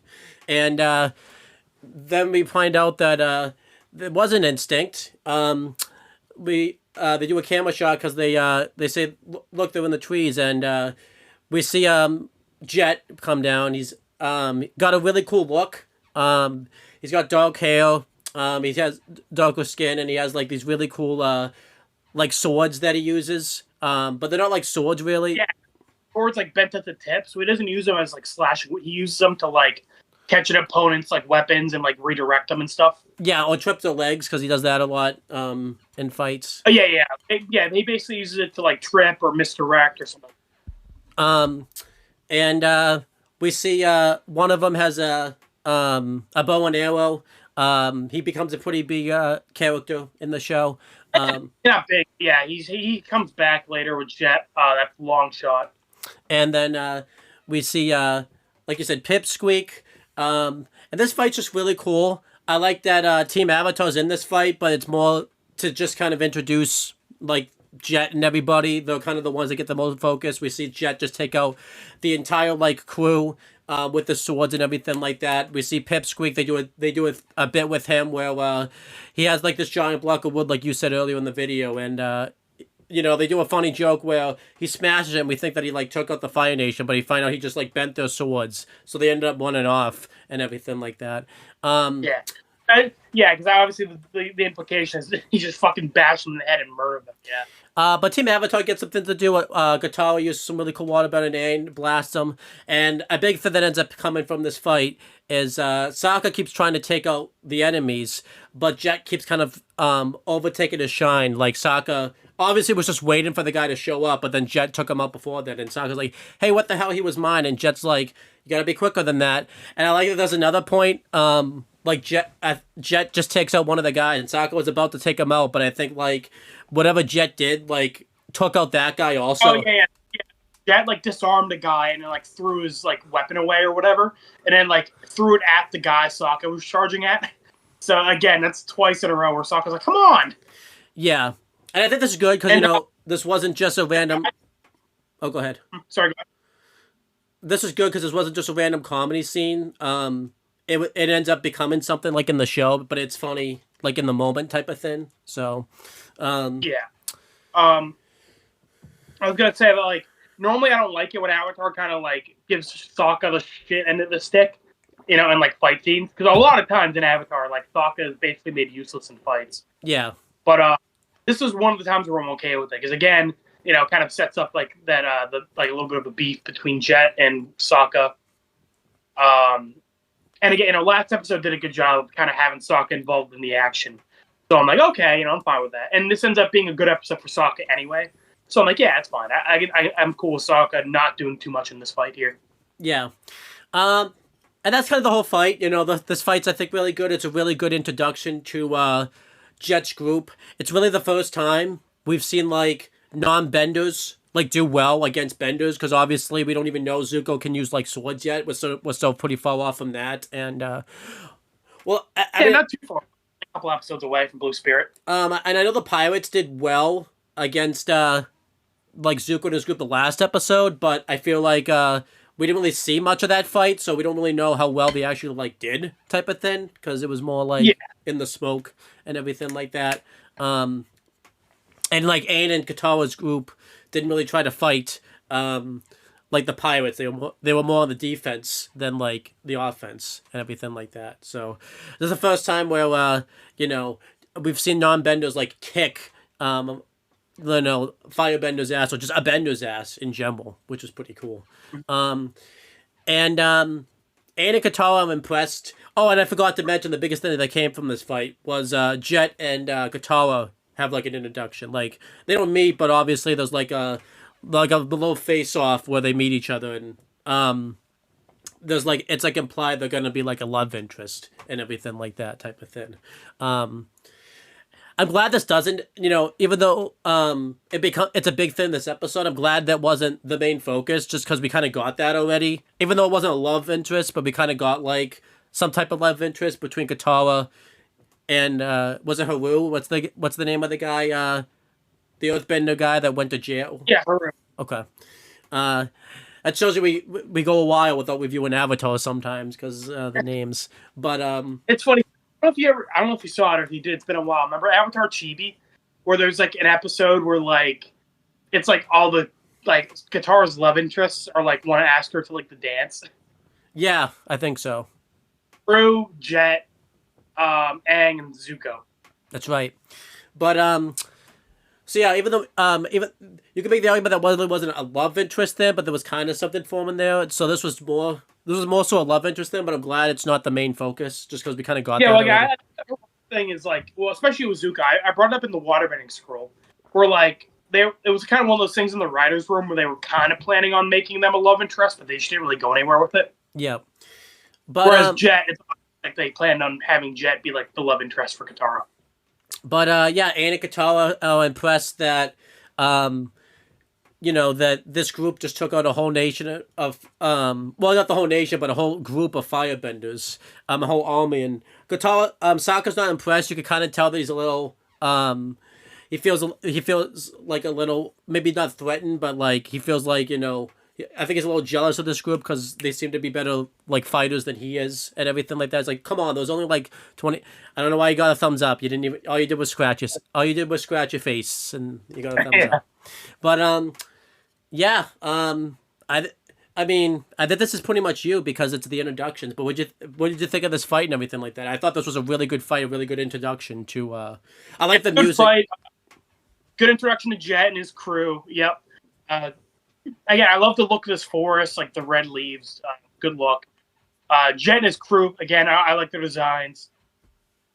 Jet, really cool design. Like I like he's kind of, his clothes are kind of like thrown together. He's got like the shoulder pad and like his pants are all kind of like patched together. Yep.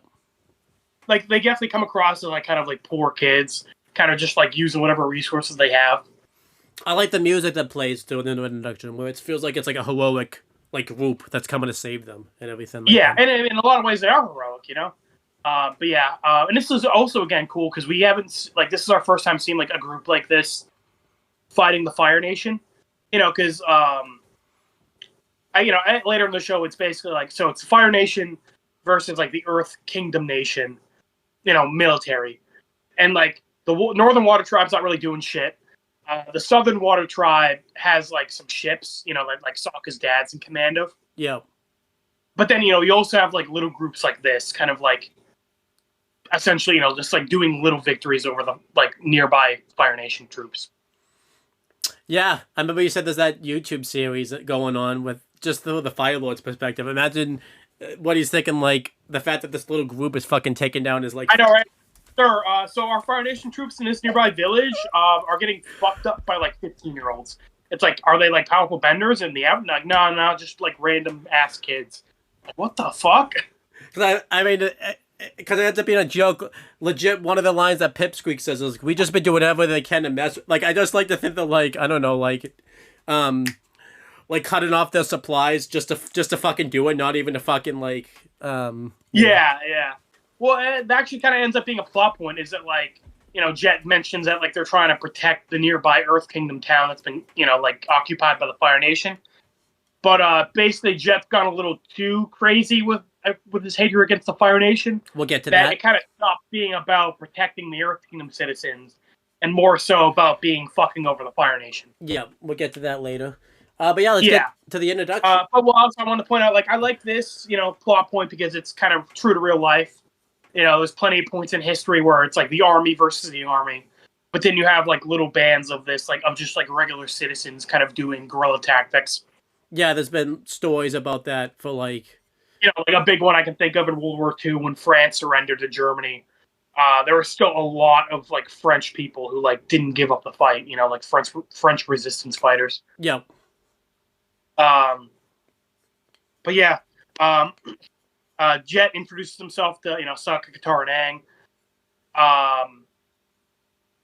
He kind of introduces, like you said, is a group of freedom fighters.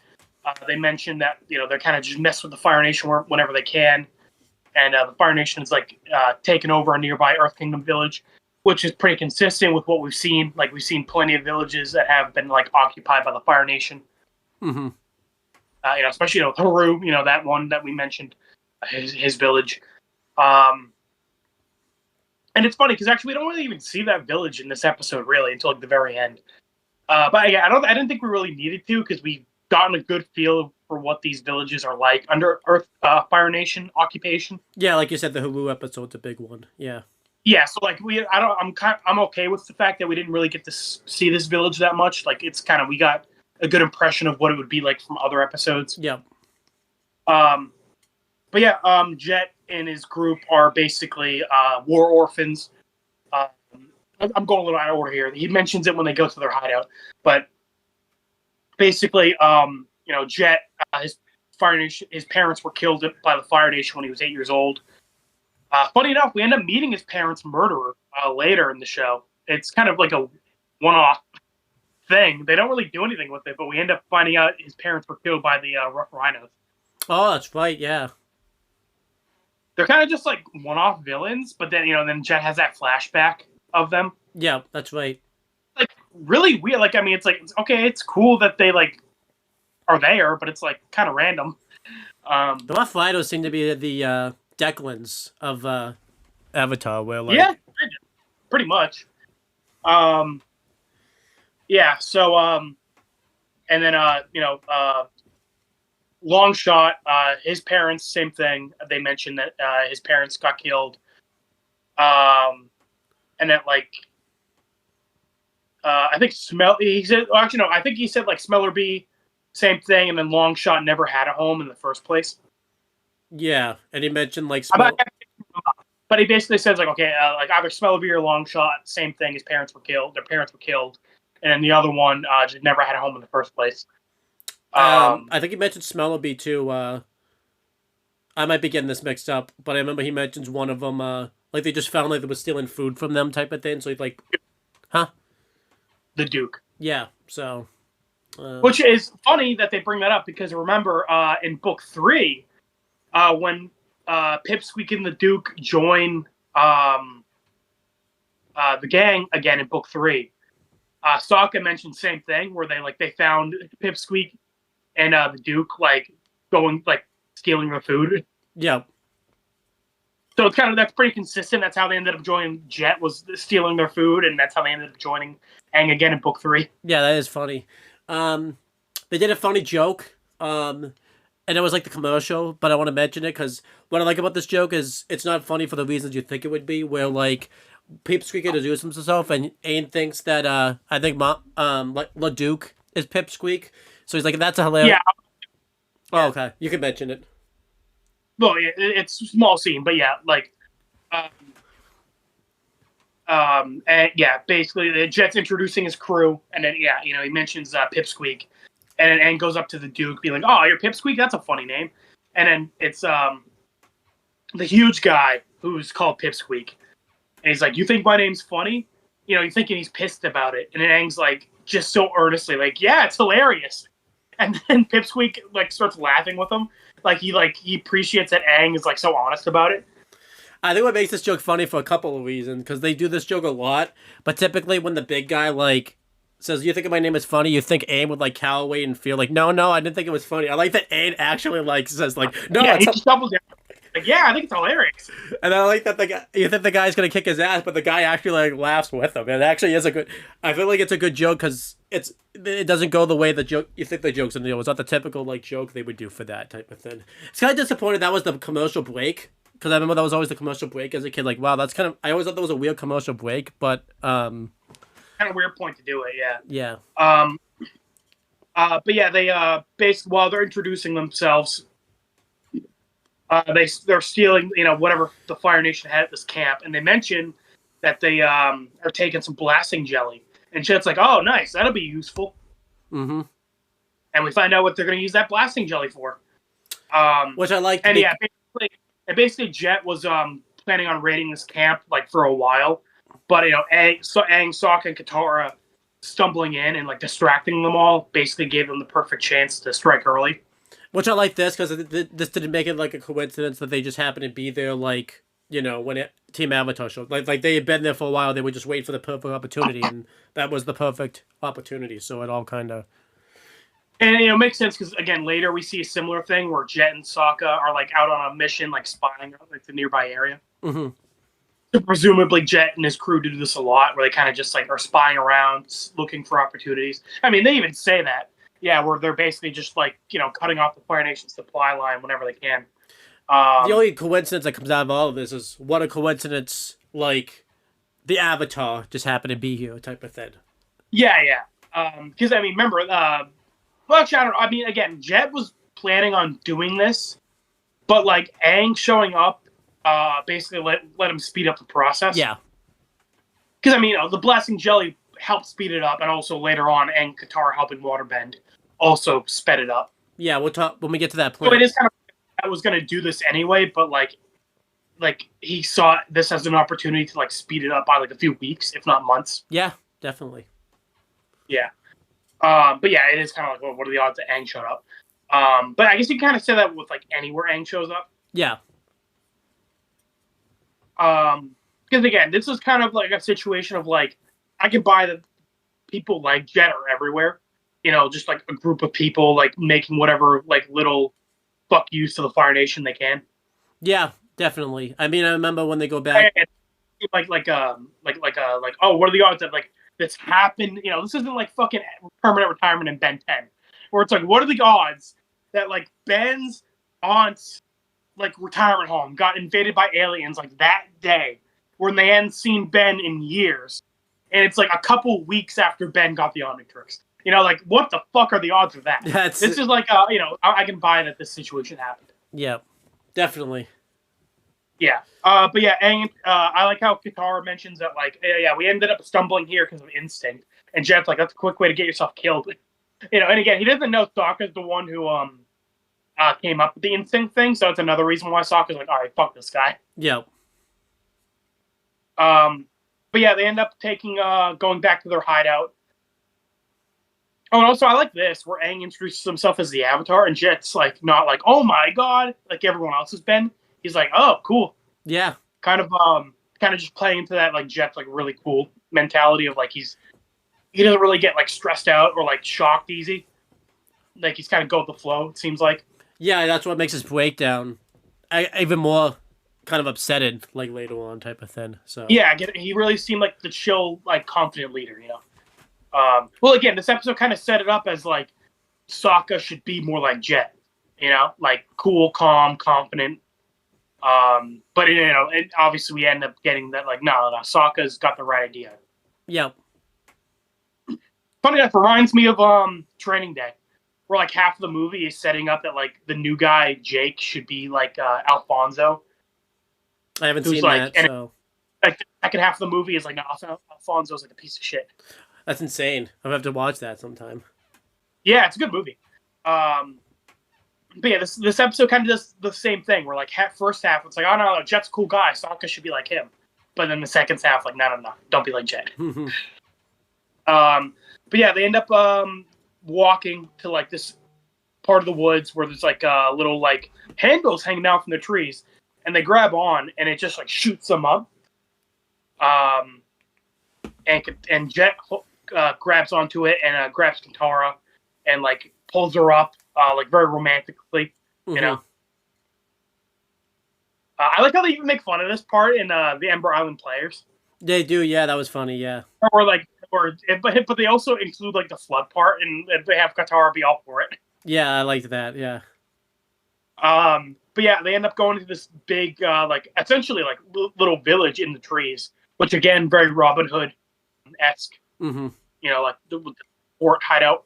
I really like the hideout too. The design of it looks really cool. And I like that like we see a bunch of kids there. Like it's not just like the crew we met. Yeah, we get some background characters and everything, so that's cool. Yeah. And I'll try to speed this up. Sorry, I've been talking for this part for a while. But yeah, it's later that night. They have dinner, a little feast, and they welcome Sokka and Katara, and thank them for their help. And they're like, and Jet kind of gives a little speech about how the Fire Nation thinks that we're just a bunch of little kids, like causing mischief, and like hey, maybe they're right. And all the kids go boo, and Jet says, or maybe they're dead wrong. And obviously, in the hindsight, him saying "dead wrong" like that's supposed to be a little hint that he's like a little too good for Cocoa Puffs. Yeah, I like that you don't catch it originally, but it's like a hindsight then type of thing. Yeah, but yeah, and then so Jet gives a little speech, and they all cheer and clap, and again, kind of setting Jet up as this like confident leader that everyone believes in. And Katara's like, "Oh man, good speech, Jet." And he's like, "Yeah, thanks. Yeah, since you're here, we could like use your help and stuff." Yeah. I like that he's kind of like focusing in on Katara because he can kind of tell Katara has a crush on him. Mm-hmm. And for Aang's like, "Oh, do you need my help?" And Jet's like, "Oh, of course I need the Avatar's help." Yeah, I like this. Yeah, a few things to talk about here. I like, I like that the show, the Katara has a little crush on him and everything like that. They don't overdo it. It's not like the main focus. I like that it's just kind of, enough of a focus. Originally, I like this because Sokka obviously is just kind of jealous of Jet and just kind of think, that it's too calm, and you're originally meant to think that like there really is no reason for Sokka to hate Jet. I like they don't focus on this too long. I feel like they focus on this like a loud amount of time because typically plots do this where like the character will be jealous and then like you find out like at the end of the episode typically that the character's like a piece of shit type of thing, and then like the character has to like warn him about it, but you haven't like you only see it from like their perspective type of thing. So I like that they kind of didn't waste too much time in the episode with Sokka just being jealous of him. I like that. And then also glad that like I feel like a lot of shows would have had like Aang and Jet have the bitter stuff between them, since Aang also has a crush on Katara. But, like, I'm kind of glad they didn't really go that route. Yeah. Oh, actually, a little fact from Avatar Extras in the Jet episodes in Book 2. There's like one little thing where Sokka's like making a joke at Katara, where like they're trying to jog Jet's memory, and Sokka's like, "Hey, Katara, maybe you should kiss him. That'll jog his memory." And then an Avatar Extra popped up being like, "Oh, Jet was actually Katara's first kiss." So I guess like off screen in this episode, at some point, Jet kissed Katara.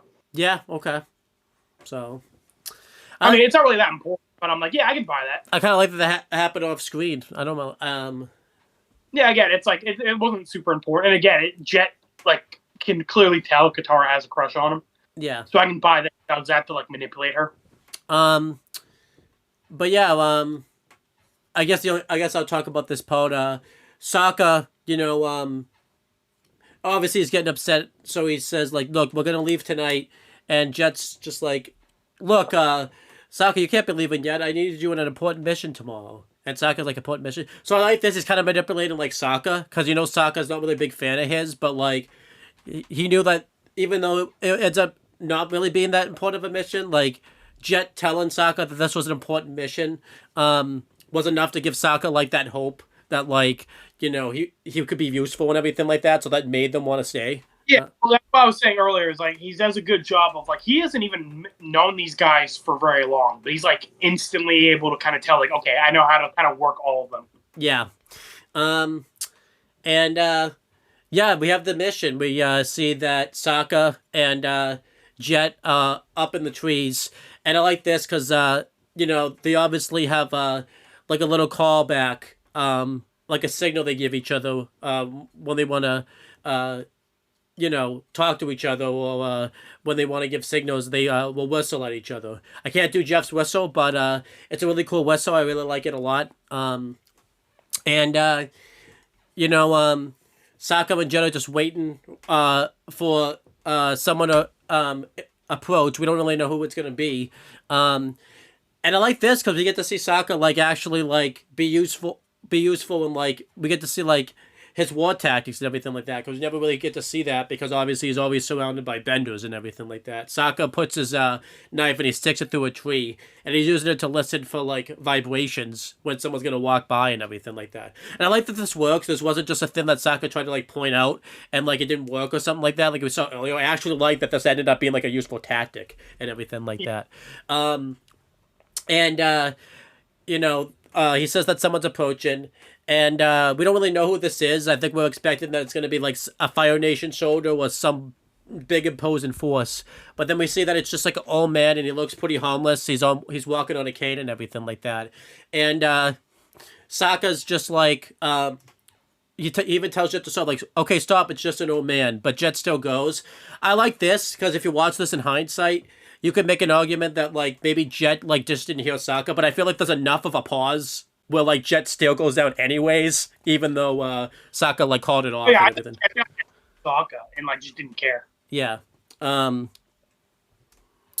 I'm just saying that little pause, I think, added a lot to it, that it showed that he didn't care. Like, it wasn't just one of those things where, he just didn't hear him type of thing. So, yeah, he goes down there, and Jet even asks him, like, what are you doing in our wood, you leech? And the guy tries to walk away. And Pip Squeak and was it Smellerbee? I believe it was Smellerbee. Yeah, Smellerbee.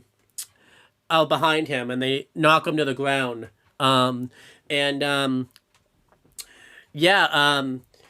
Jet just kind of goes into a rage here. And I've talked about you with this with you off screen. I think Jeff got some PTSD and just really went into like an absolute he became insane here where he mentions like, do you like destroying homes? Do you like destroying towns? And you could definitely tell that Jeff was really like speaking from experience there and everything like that. Like, oh yeah, and it's definitely the point of like Jet's, Jet's gone too far. He sees everyone as Fire Nation as like guilty of all their crimes.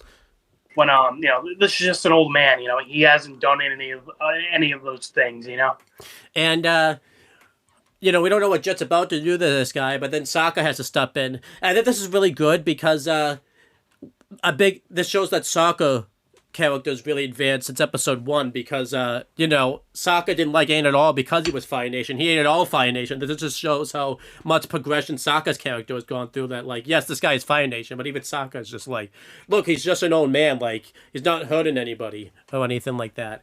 And Jet's just like, are you really going to stick up for this guy? Like, remember why you fight. And even Sokka's just like, but this feels wrong.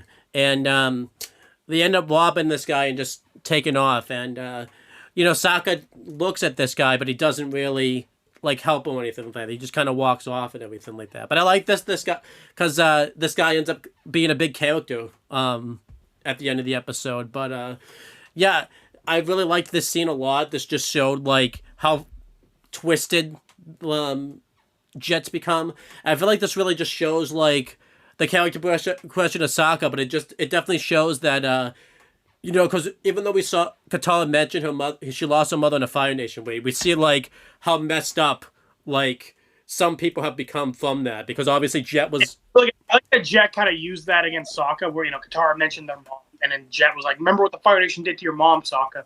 Yeah. And the thing is, I don't think it's fully like, I think Jet, like, again, Jet fully believes what he's doing is in the right, and I think like Sokka not agreeing with him like kind of bugs him. Mm-hmm. Like, cause I think he's not just manipulating them. I think he does like kind of see them as being similar. Yeah. Because at the end, when Jet's like, Sokka, you're a traitor, and Sokka tells him like, no, Jet, you became the traitor when you stopped protecting innocent people. And Jet, after this episode, kind of realizes what he did was wrong, because when he goes to Boss and say, he's like, I made mistakes and I want to, kind of turn over a new leaf. Yeah. So Jet, like, ends up regretting, this, probably because of what Sokka said to him. Yeah, I really like this. I just really like, too, that we get to see, like, someone that's villainous and, like, they're also in the right. Like, you could kind of see why they got to this point and everything like that. Because even when I watched this episode as a kid, like, I even kind of like, Jet is...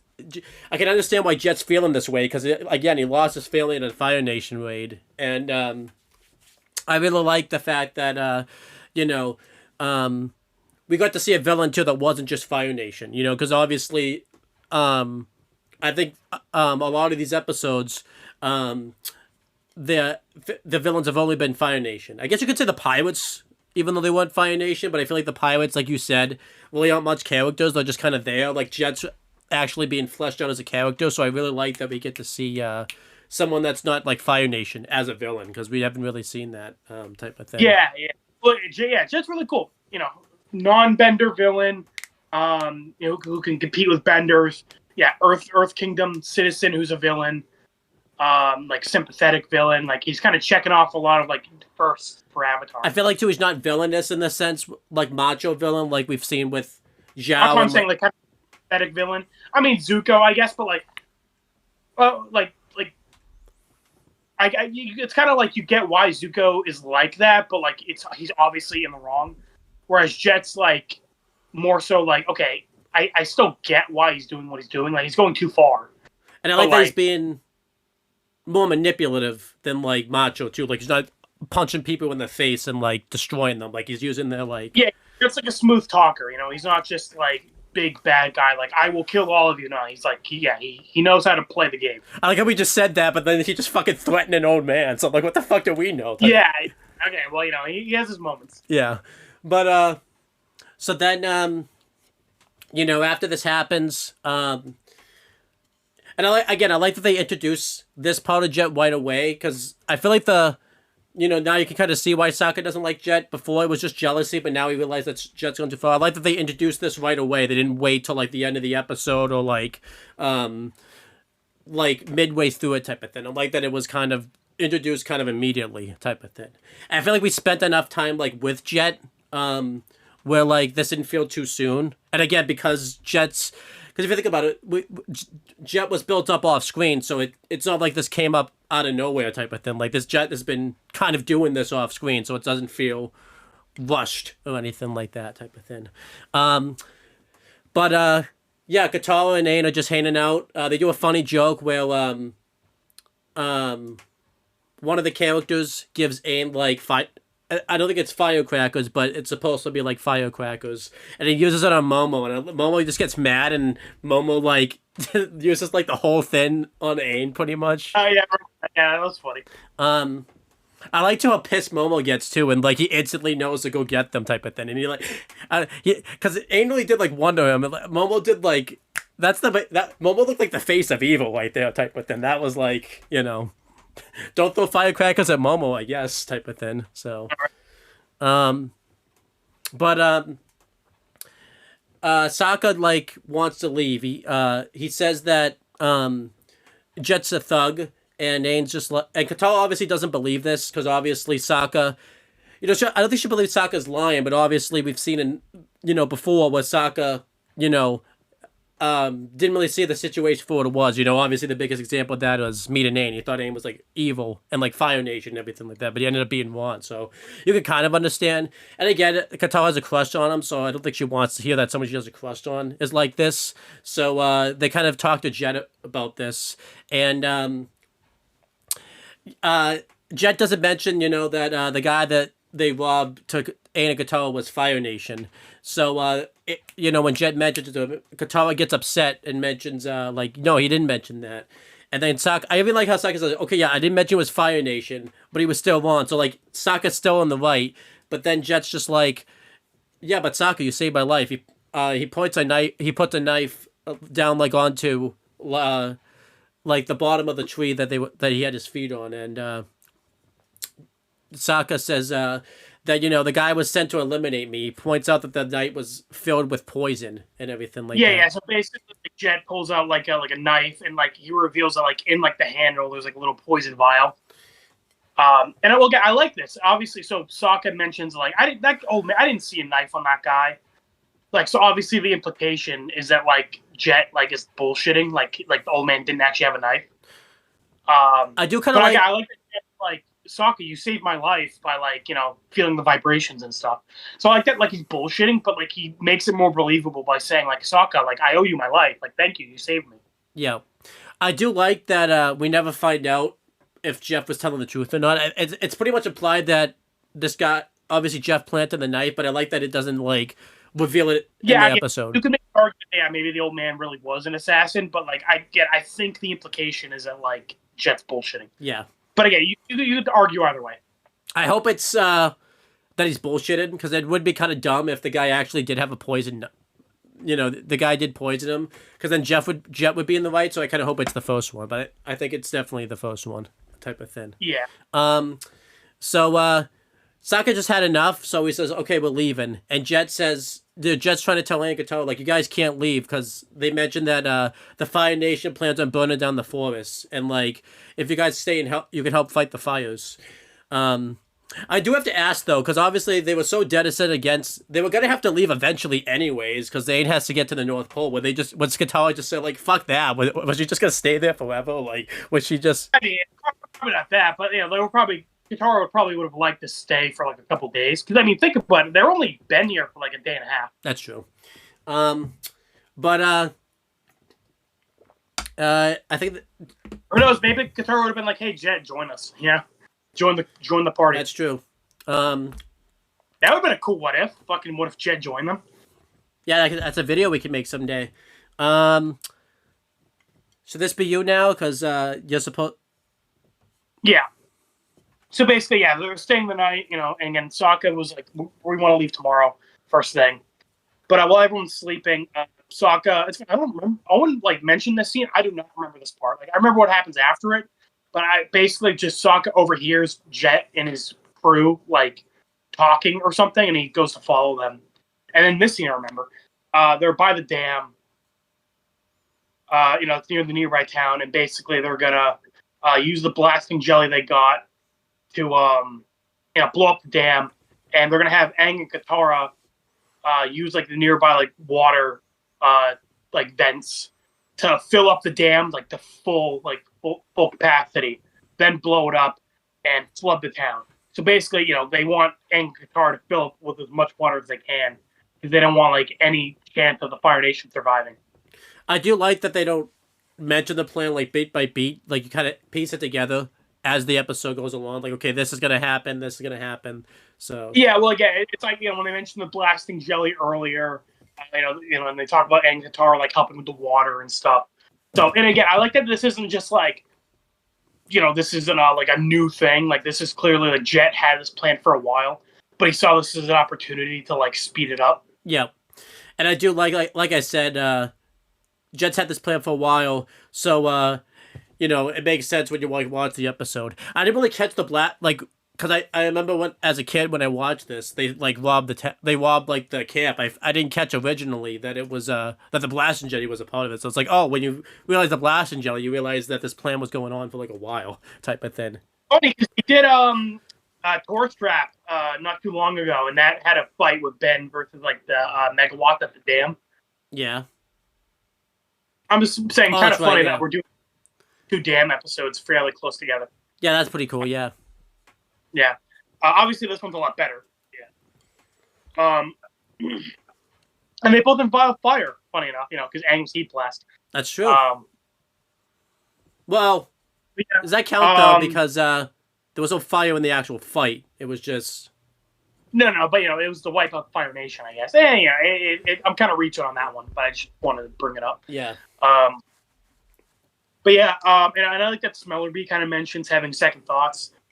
They're like, hey, we'll find out Smellerbee's a girl later, but yeah, basically she's like, what about all like the Earth Kingdom citizens in that village? Like, we're gonna wipe them out too. And I like Jet's response where he's kind of calm, cool, collected. He walks up to Smellerbee and kind of puts his hand on her shoulder and is like, hey, listen, that's the price we got to pay to, get the Fire Nation out of this valley. So I like that Jet isn't like, fuck those people. He's just like, hey, listen, that's the price of war, So basically Jet acknowledges kind of that's like fucked up, but he basically views it as like collateral damage. Yeah, that's still fucked up anyways. But, yeah, I do like that he points that out. It's kind of like, because he brings it up later. He's like, Sokka, we could have wiped the Fire Nation out of this valley for good. Or like we could have freed this valley for good. And Sokka brings up like, yeah, we'll free it for who? Like everyone would have been dead. Yeah, so I do like this, that Jet was just going to use that as collateral damage type of thing. And again, the only people who's really been like quote unquote hurted was the Fire Nation. So the fact that he's willing to just wipe out people that aren't even Fire Nation is kind of messed up type of thing. Oh yeah, that's basically the idea is that like Jet like stopped. Yeah, as Sokka said, he stopped protecting innocent people and only focused on hurting the Fire Nation. Yep. But yeah, Sokka overhears this and he's gonna go like warn Aang and Katara. But Pipsqueak catches Sokka from behind the bush and brings him over to Jet. And then we obviously a commercial break here. But yeah, and then Jet basically tells like Sokka like, all right, you overheard me, like that sucks, but hey, like listen, we got he tries to reason with Sokka a little bit, and Sokka's like, no, Jet, you're like fucking nuts. Like you can't do this. Like you're gonna kill a bunch of innocent people. Yeah, I like that. And again, I do like that. Like even though Jet's manipulative, like he doesn't want to hurt Aang, Katara, and Sokka. Like he's like, all right, Smellerbee and Pipsqueak, like take Sokka on a long walk. Mm-hmm. But like he doesn't kill Sokka. Like he could have easily just killed Sokka here. But like he doesn't. He's just like, okay, look, you're gonna go take Sokka on a walk until like our plan is done. Yeah, I like that. Like he basically wants Sokka out of the way until like they blow up the dam. I do like this too, just because I like that. Like when he kind of realizes he can't really reason with Sokka and manipulate him. He kind of just is like, okay, like you're gonna take him for a walk type of thing. So yeah, again, like he tries to reason with Sokka a bit once he realizes like Sokka's not gonna like go for it. He's like, okay, look, all right, just go keep him busy for a while, and then we'll come back to this. Yeah. So I like that they don't make Jet too evil. If he was just like, all right, fuck Sokka, kill him. Like it's like, nah, he's not like that. Yeah, so I like that. like again, I feel like even though like I feel like Jet kind of does genuinely like Sokka. Yeah, I think so. Yeah, like I feel like he thinks he's pretty similar to Sokka. I don't think. But then Yeah, I don't think he dislikes anyone like on Team Avatar or anything like that. He just dislikes the Fire Nation, and right. Like he's like manipulative, and he uses them like against like and like he knows they wouldn't approve of this, so he kind of like keeps them in the dark. I think too, you know. Like, I think he does like them. You know, Yeah. like he just kind of hates the Fire Nation more. I think he's like they said. You know what vengeance does to people? It makes you not be able to. You know, you're so destined to get revenge on people. It kind of not makes you realize what you're doing to get vengeance.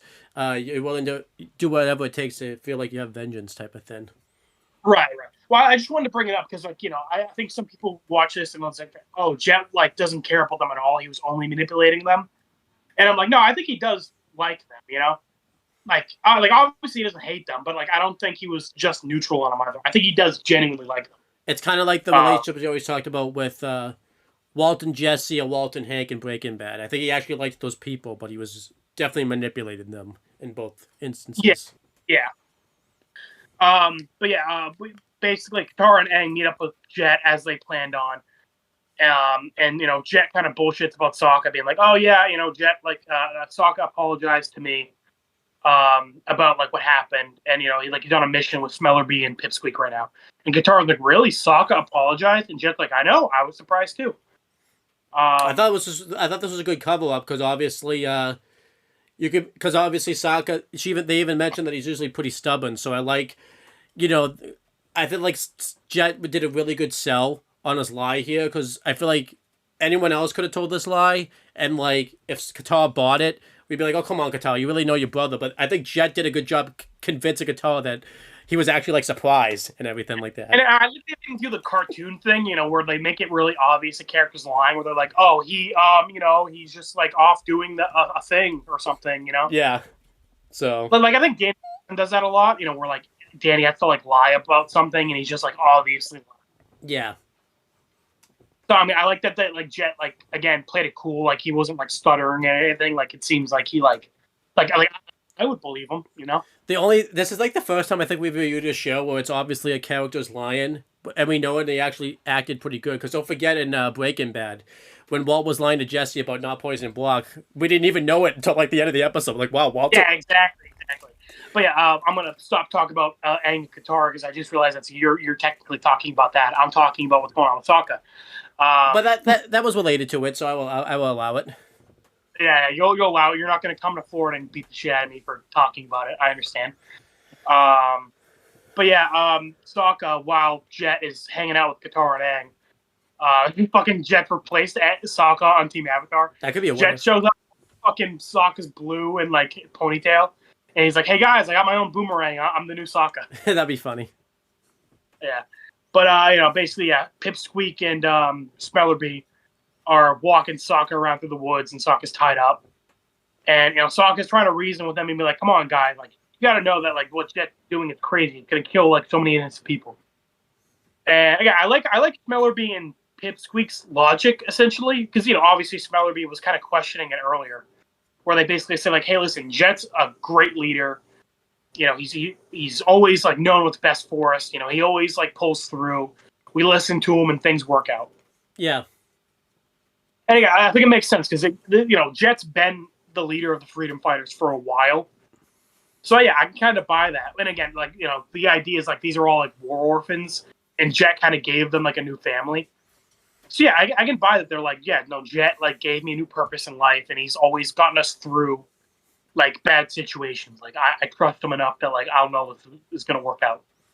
Yeah, I like that, too, because I forgot there was a scene where they talked about that and everything like that. And I like the fact, you know, from their perspective, like you said, that Jet was like the first one that gave him like a family and a home. And for them, everything's worked out fine. So like from their perspective, they don't really think Jet's doing anything like wrong here type of thing. So yeah. Well, again, it's like they don't like justify like killing all the innocent townspeople, but they're just more like we trust Jet. Yeah. You know? Like they don't try to justify that. They're just like, listen, we trust Jet. We know he'll like get things to work out. Yeah. which again I like that. That we kind of get like because these aren't like huge characters, but I like that we take the time to like get their thought process on it. It's like even though to do whatever Jet says, like they have a reason why. Kind of reminds you of LVB, like even though they end up being big characters, but like when we got the Reds' thoughts and all when in season 10, like of what they thought of the director's stuff. Oh yeah, that was nice. They weren't like big characters that season, but like that we got like time to like see what their thoughts were on everything. Yeah. I like that. Yeah, I like that when we like kind of take a step back and get to see what these like characters think of what's going on. They're not just mindless goons. In Yellow Jackets.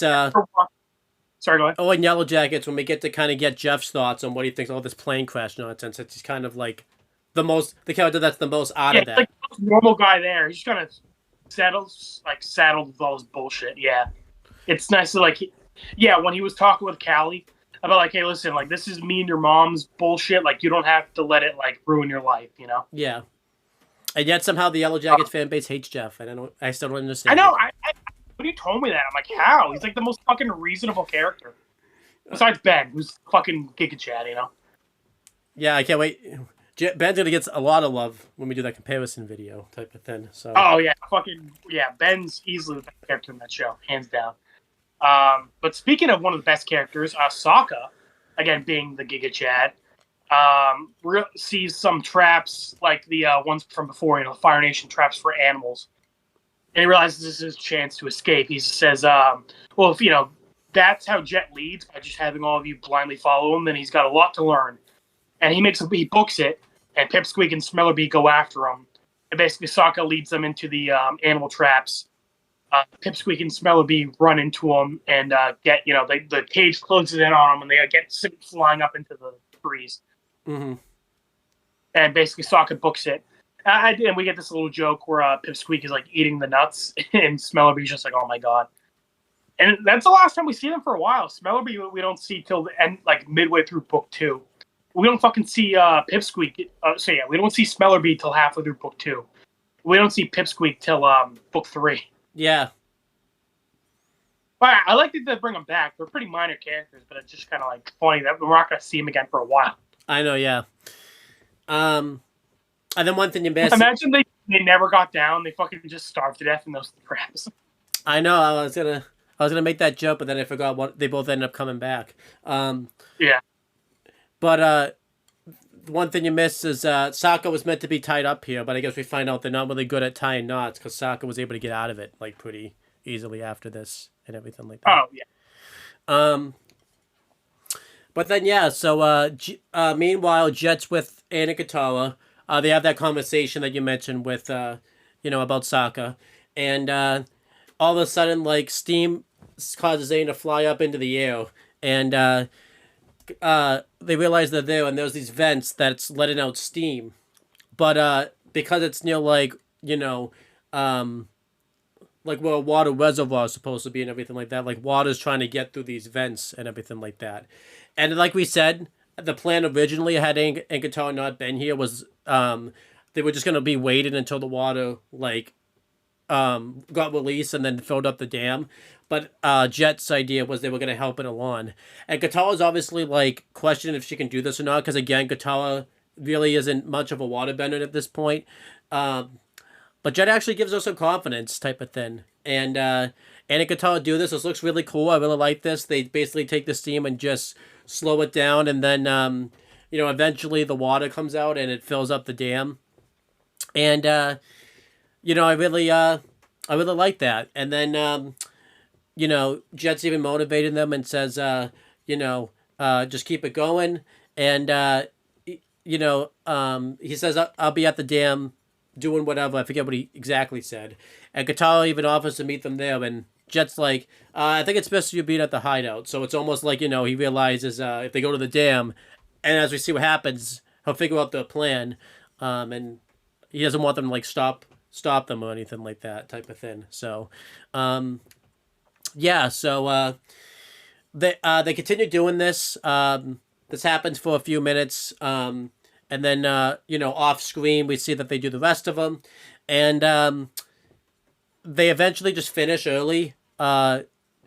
And even does a funny joke like, I'm not just saying that to be lazy, but like if you even look at it, they did enough of the events. Just I like that joke.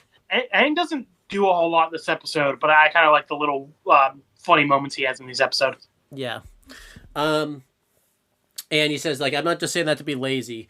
But yeah, they filled up enough dams. So Katawa's just like, hey, let's go to the dam. And Aang's like, yeah, but didn't Jet say to meet him back in the hideout? But I was like, yeah, but I'm sure he'll be happy to see us. And imagine Aang's just like, nah, we're going back to the hideout. Like, if Aang fought Katawa there, they would have, that whole day, well, I guess not, because Sokka would have saved it. But, like, Jet would have... I love the way you say that. Like, Aang fights Katara. Like, no, Katara, we are not going to the dam. I will fucking fight you to the death over this. Yeah. But, fucking he goes out, like, drowns her. But yeah, they go to the dam. I know this was supposed to be you, but did I just talk about this? Because I didn't get to talk for very long. So... Yeah, no, yeah. I figured you would talk about this. I would talk when they actually like begin the fight. So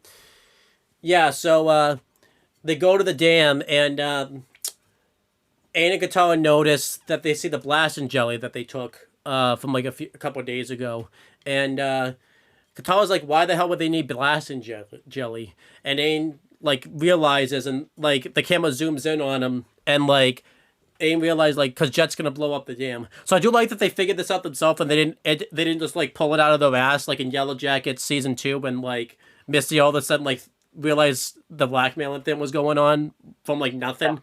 I like that like they saw they were gonna use the blasting jelly. They saw that Jet was gonna blow up the dam, and I like that Aang's like, okay, yeah, Jet's gonna blow up the dam, and so I liked that they figure out themselves, and Katara obviously doesn't believe, like, no, that would destroy the town. Like, Jet wouldn't do that. And she's, like, saying this, like, because obviously she likes Jet, so she doesn't want to believe Jet would do that type of thing. So, Aang's, like, about to take his glider and go stop Jet. And, before Aang can, launch off with his glider, Jet, like, comes up from out of nowhere and, like, takes his glider. And, like, Aang almost falls off, so, like, he has to, like, stop himself, by using AirBender and everything like that. And just like... Yes, I would. And Katara was just like, why would you do that? And Jet's just like, and Jet actually makes a good point here. It's just messed up. He's like, Katara, like, didn't you ever just stop to think, like, what if, what the Fire Nation did to you and did to me? Like, we can't let them do that to, us or anyone else ever again. And I do like this because obviously he tried to do this with Sokka earlier, and I just liked his tone was different with like Katara than it was with like Sokka and everything like that. Because this was and you got the point that like Jet was not only manipulated, he was kind of manipulated a little bit, but he was kind of more trying to like reason with Katara than manipulate Katara. Yeah, he like again, like you said, he's talking to her differently than Sokka. So, like, I get, like, he's trying to manipulate her, but, like, he does, like, genuinely believe he's doing the right thing. And then, Katara's even trying to reason with him, but, like, no, like, this isn't the answer. And she's like, well, and Jet says, you just have to understand me, Katara. I thought your brother would understand. And obviously, like, when he says that, because Katara hasn't seen Sokka, like, all day, she thinks Jet probably did something to him, so she starts tuning him and asks, like, where's Sokka? And,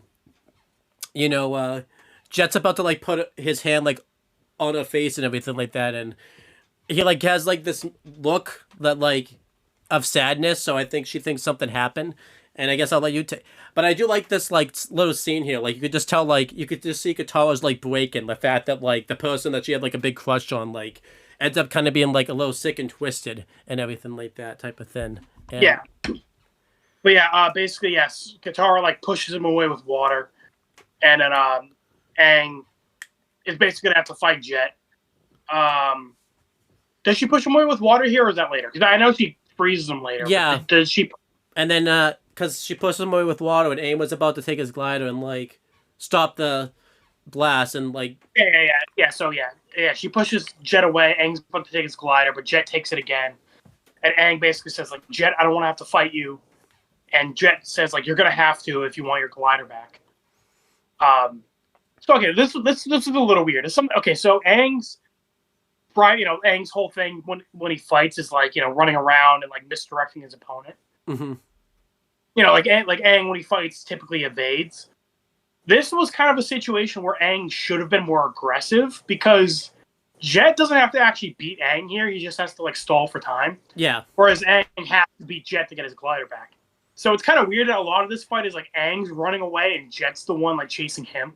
Yeah, I guess they could have done it a little differently, type of thing.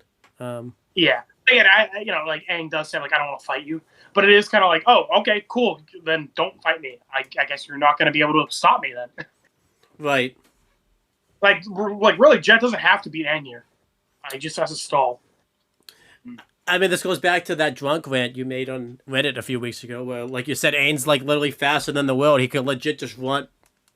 I'm so glad I remember that, dude. When we get to that episode, I'm gonna fucking rant about this shit. But again, in a plot episode, I'm actually okay with it because this is a really cool thing I like about this fight is a lot of like jumping through the trees. Mm-hmm.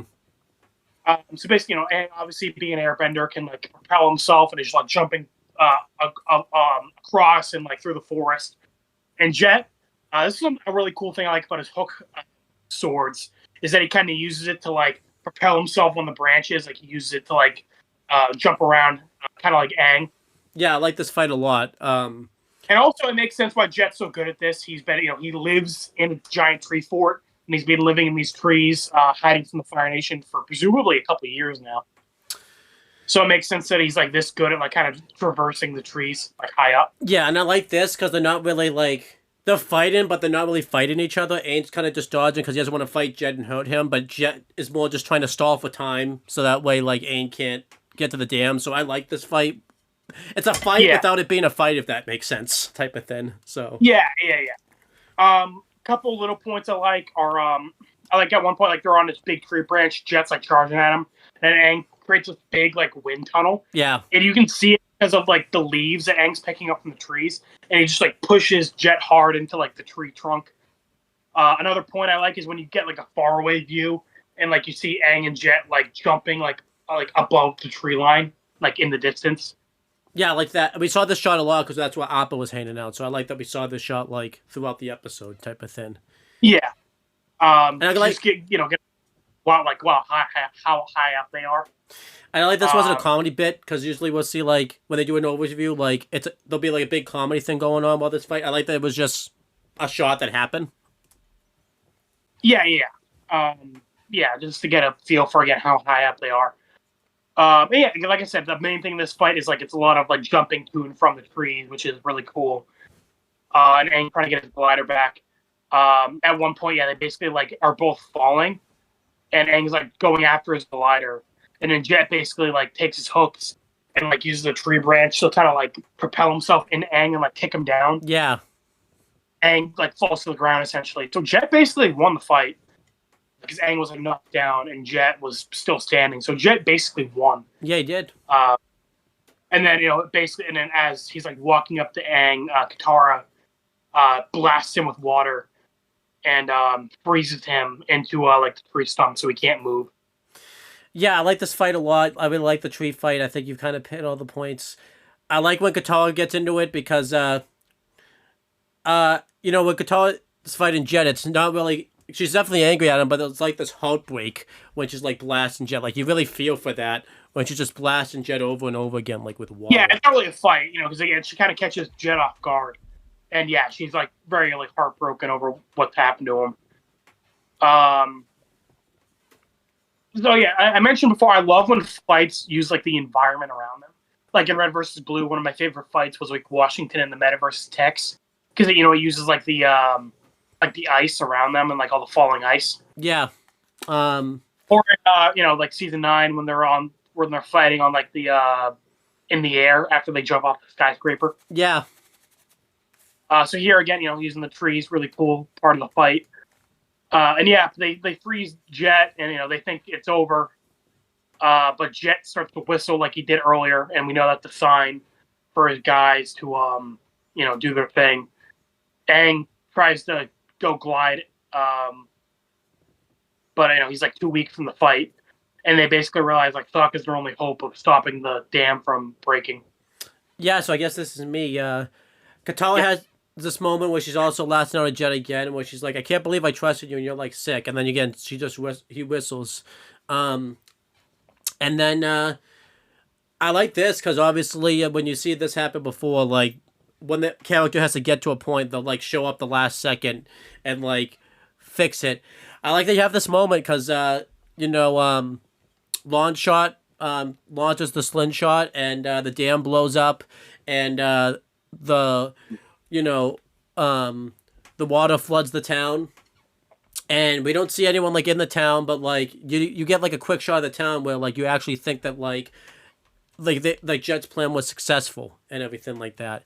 And Ain's like Sokka didn't make it in time, and like Katara and Aang are like heartbroken, and Katara even tells Jet like how sick Jet is, and Jet says Jet talks about how like this was a victory, Katara. Remember that the Fire Nation is gone as this valley is saved, and then Sokka shows up and says that it will be safe without you. And I like that it's like this heroic moment, but you don't really know why it's an heroic moment. You just know something happened.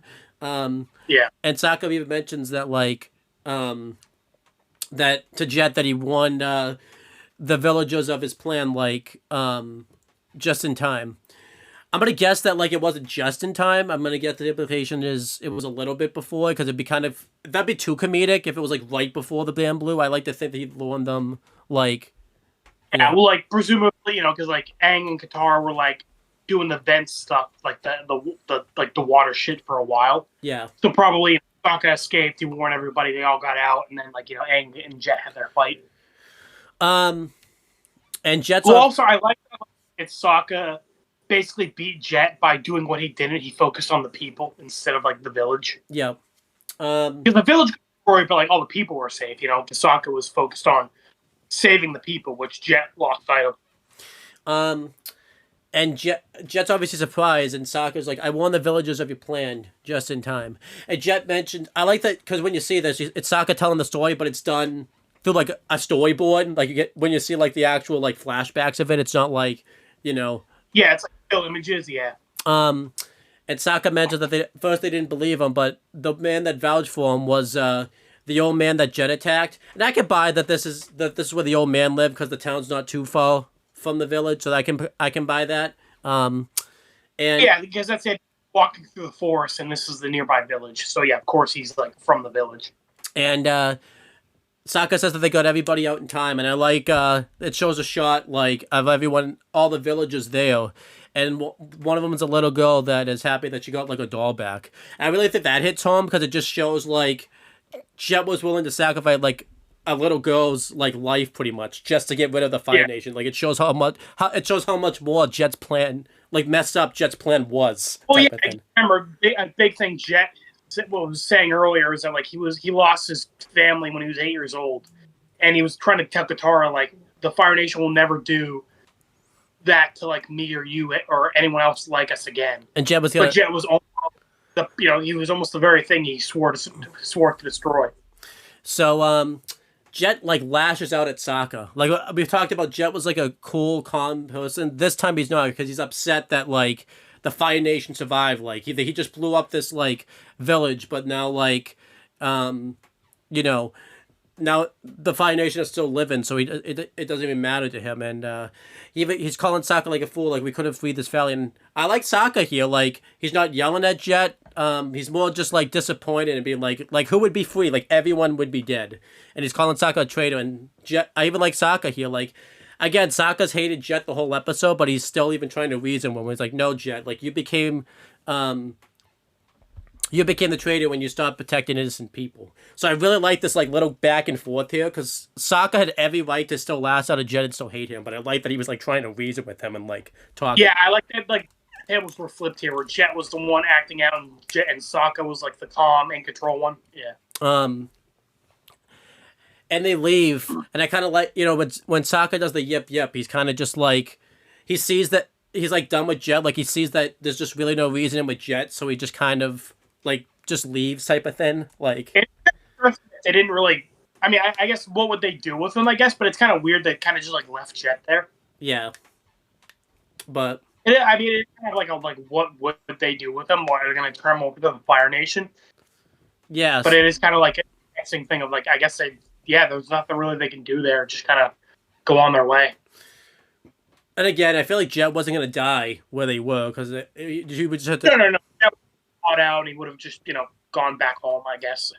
And I can buy because we didn't see Jet for a while. I can buy like maybe him being frozen there, like he had some time to reflect and think, and he's had some time to reflect, like from the point we see him again. So like I can buy that he learns the lessons off screen. It's in the book too. It's been like a few months since this happened, So yeah, I can buy that he like had time to think about everything and like kind of like reflect. Yeah. And yeah, they fly off, and Aang's like, "We thought you would go to them. What made you go to the village?" And Sokka said, and Katawa even pointed out, like, "Let me guess, your instincts told you." And I like that Sokka's even says, "Hey, sometimes they're right." And I like this because obviously, like, Katawa and Aang gave him shit for that earlier, so I feel like that makes that joke fine because his instinct actually helped at the end and everything like that. So it makes it a little bit more lighthearted, type of thing.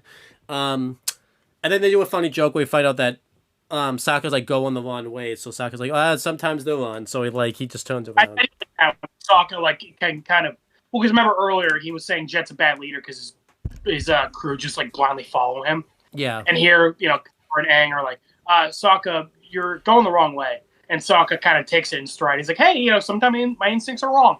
Yeah. And that's the end of Jet. Anything else you want to say about the end of the episode? Yeah. Anything else you want to say about the end of the episode that you didn't really get to? Really good. I like that kind of like Katara and Aang like begin to believe in Sokka more, and like that he's like that he was kind of heart in the right place, and they should believe him more. But Sokka also kind of learned that he should he shouldn't just be the leader and like be right all the time. That's a really cool character. I really like him. Really cool environment. I love the setting of like the forest. Yeah, I really like Jet. The episode, and the character, but yeah, I really like the animation. I like the music. I like the fights in this episode. I like that this was a Sokka episode because I don't really think we had really a Sokka episode yet. I think it's been mainly Aang and Katara. Yeah, Sokka's like my favorite character, so I'm happy that he's got some time to shine in this one. I like all the characters' roles and everything like that. I'm okay with like Aang was kind of in the background this time in the episode because yeah, we just had Winter Solstice, which was like a big Aang episode, and last episode was a Katara episode, but like it still was pretty Aang heavy. Yeah, so I'm gonna give this episode. I'm gonna give it 2 grades. One for like the immediate episode, and then obviously because Jet comes back, it's better in hindsight. So probably immediate, it's probably a B plus. If we're doing hindsight, it's probably an A- because obviously Jet develops more as a character and everything like that. But it's still immediate B plus is still like very good. So yeah, you could just give 1 letter grade. You give 2. You give What'd you give it again? With hindsight, it's an A-. Without hindsight, it's B plus. Yeah, I give it an A-. I'd say either way. I think it's even if Jet never came back, it's a really solid episode. I really like it. But yeah, in hindsight, knowing Jet ends up being pretty important later, I also really like it. But yeah, even if Jet didn't come back, it's a very solid, fun episode. And Jet's a really good villain. At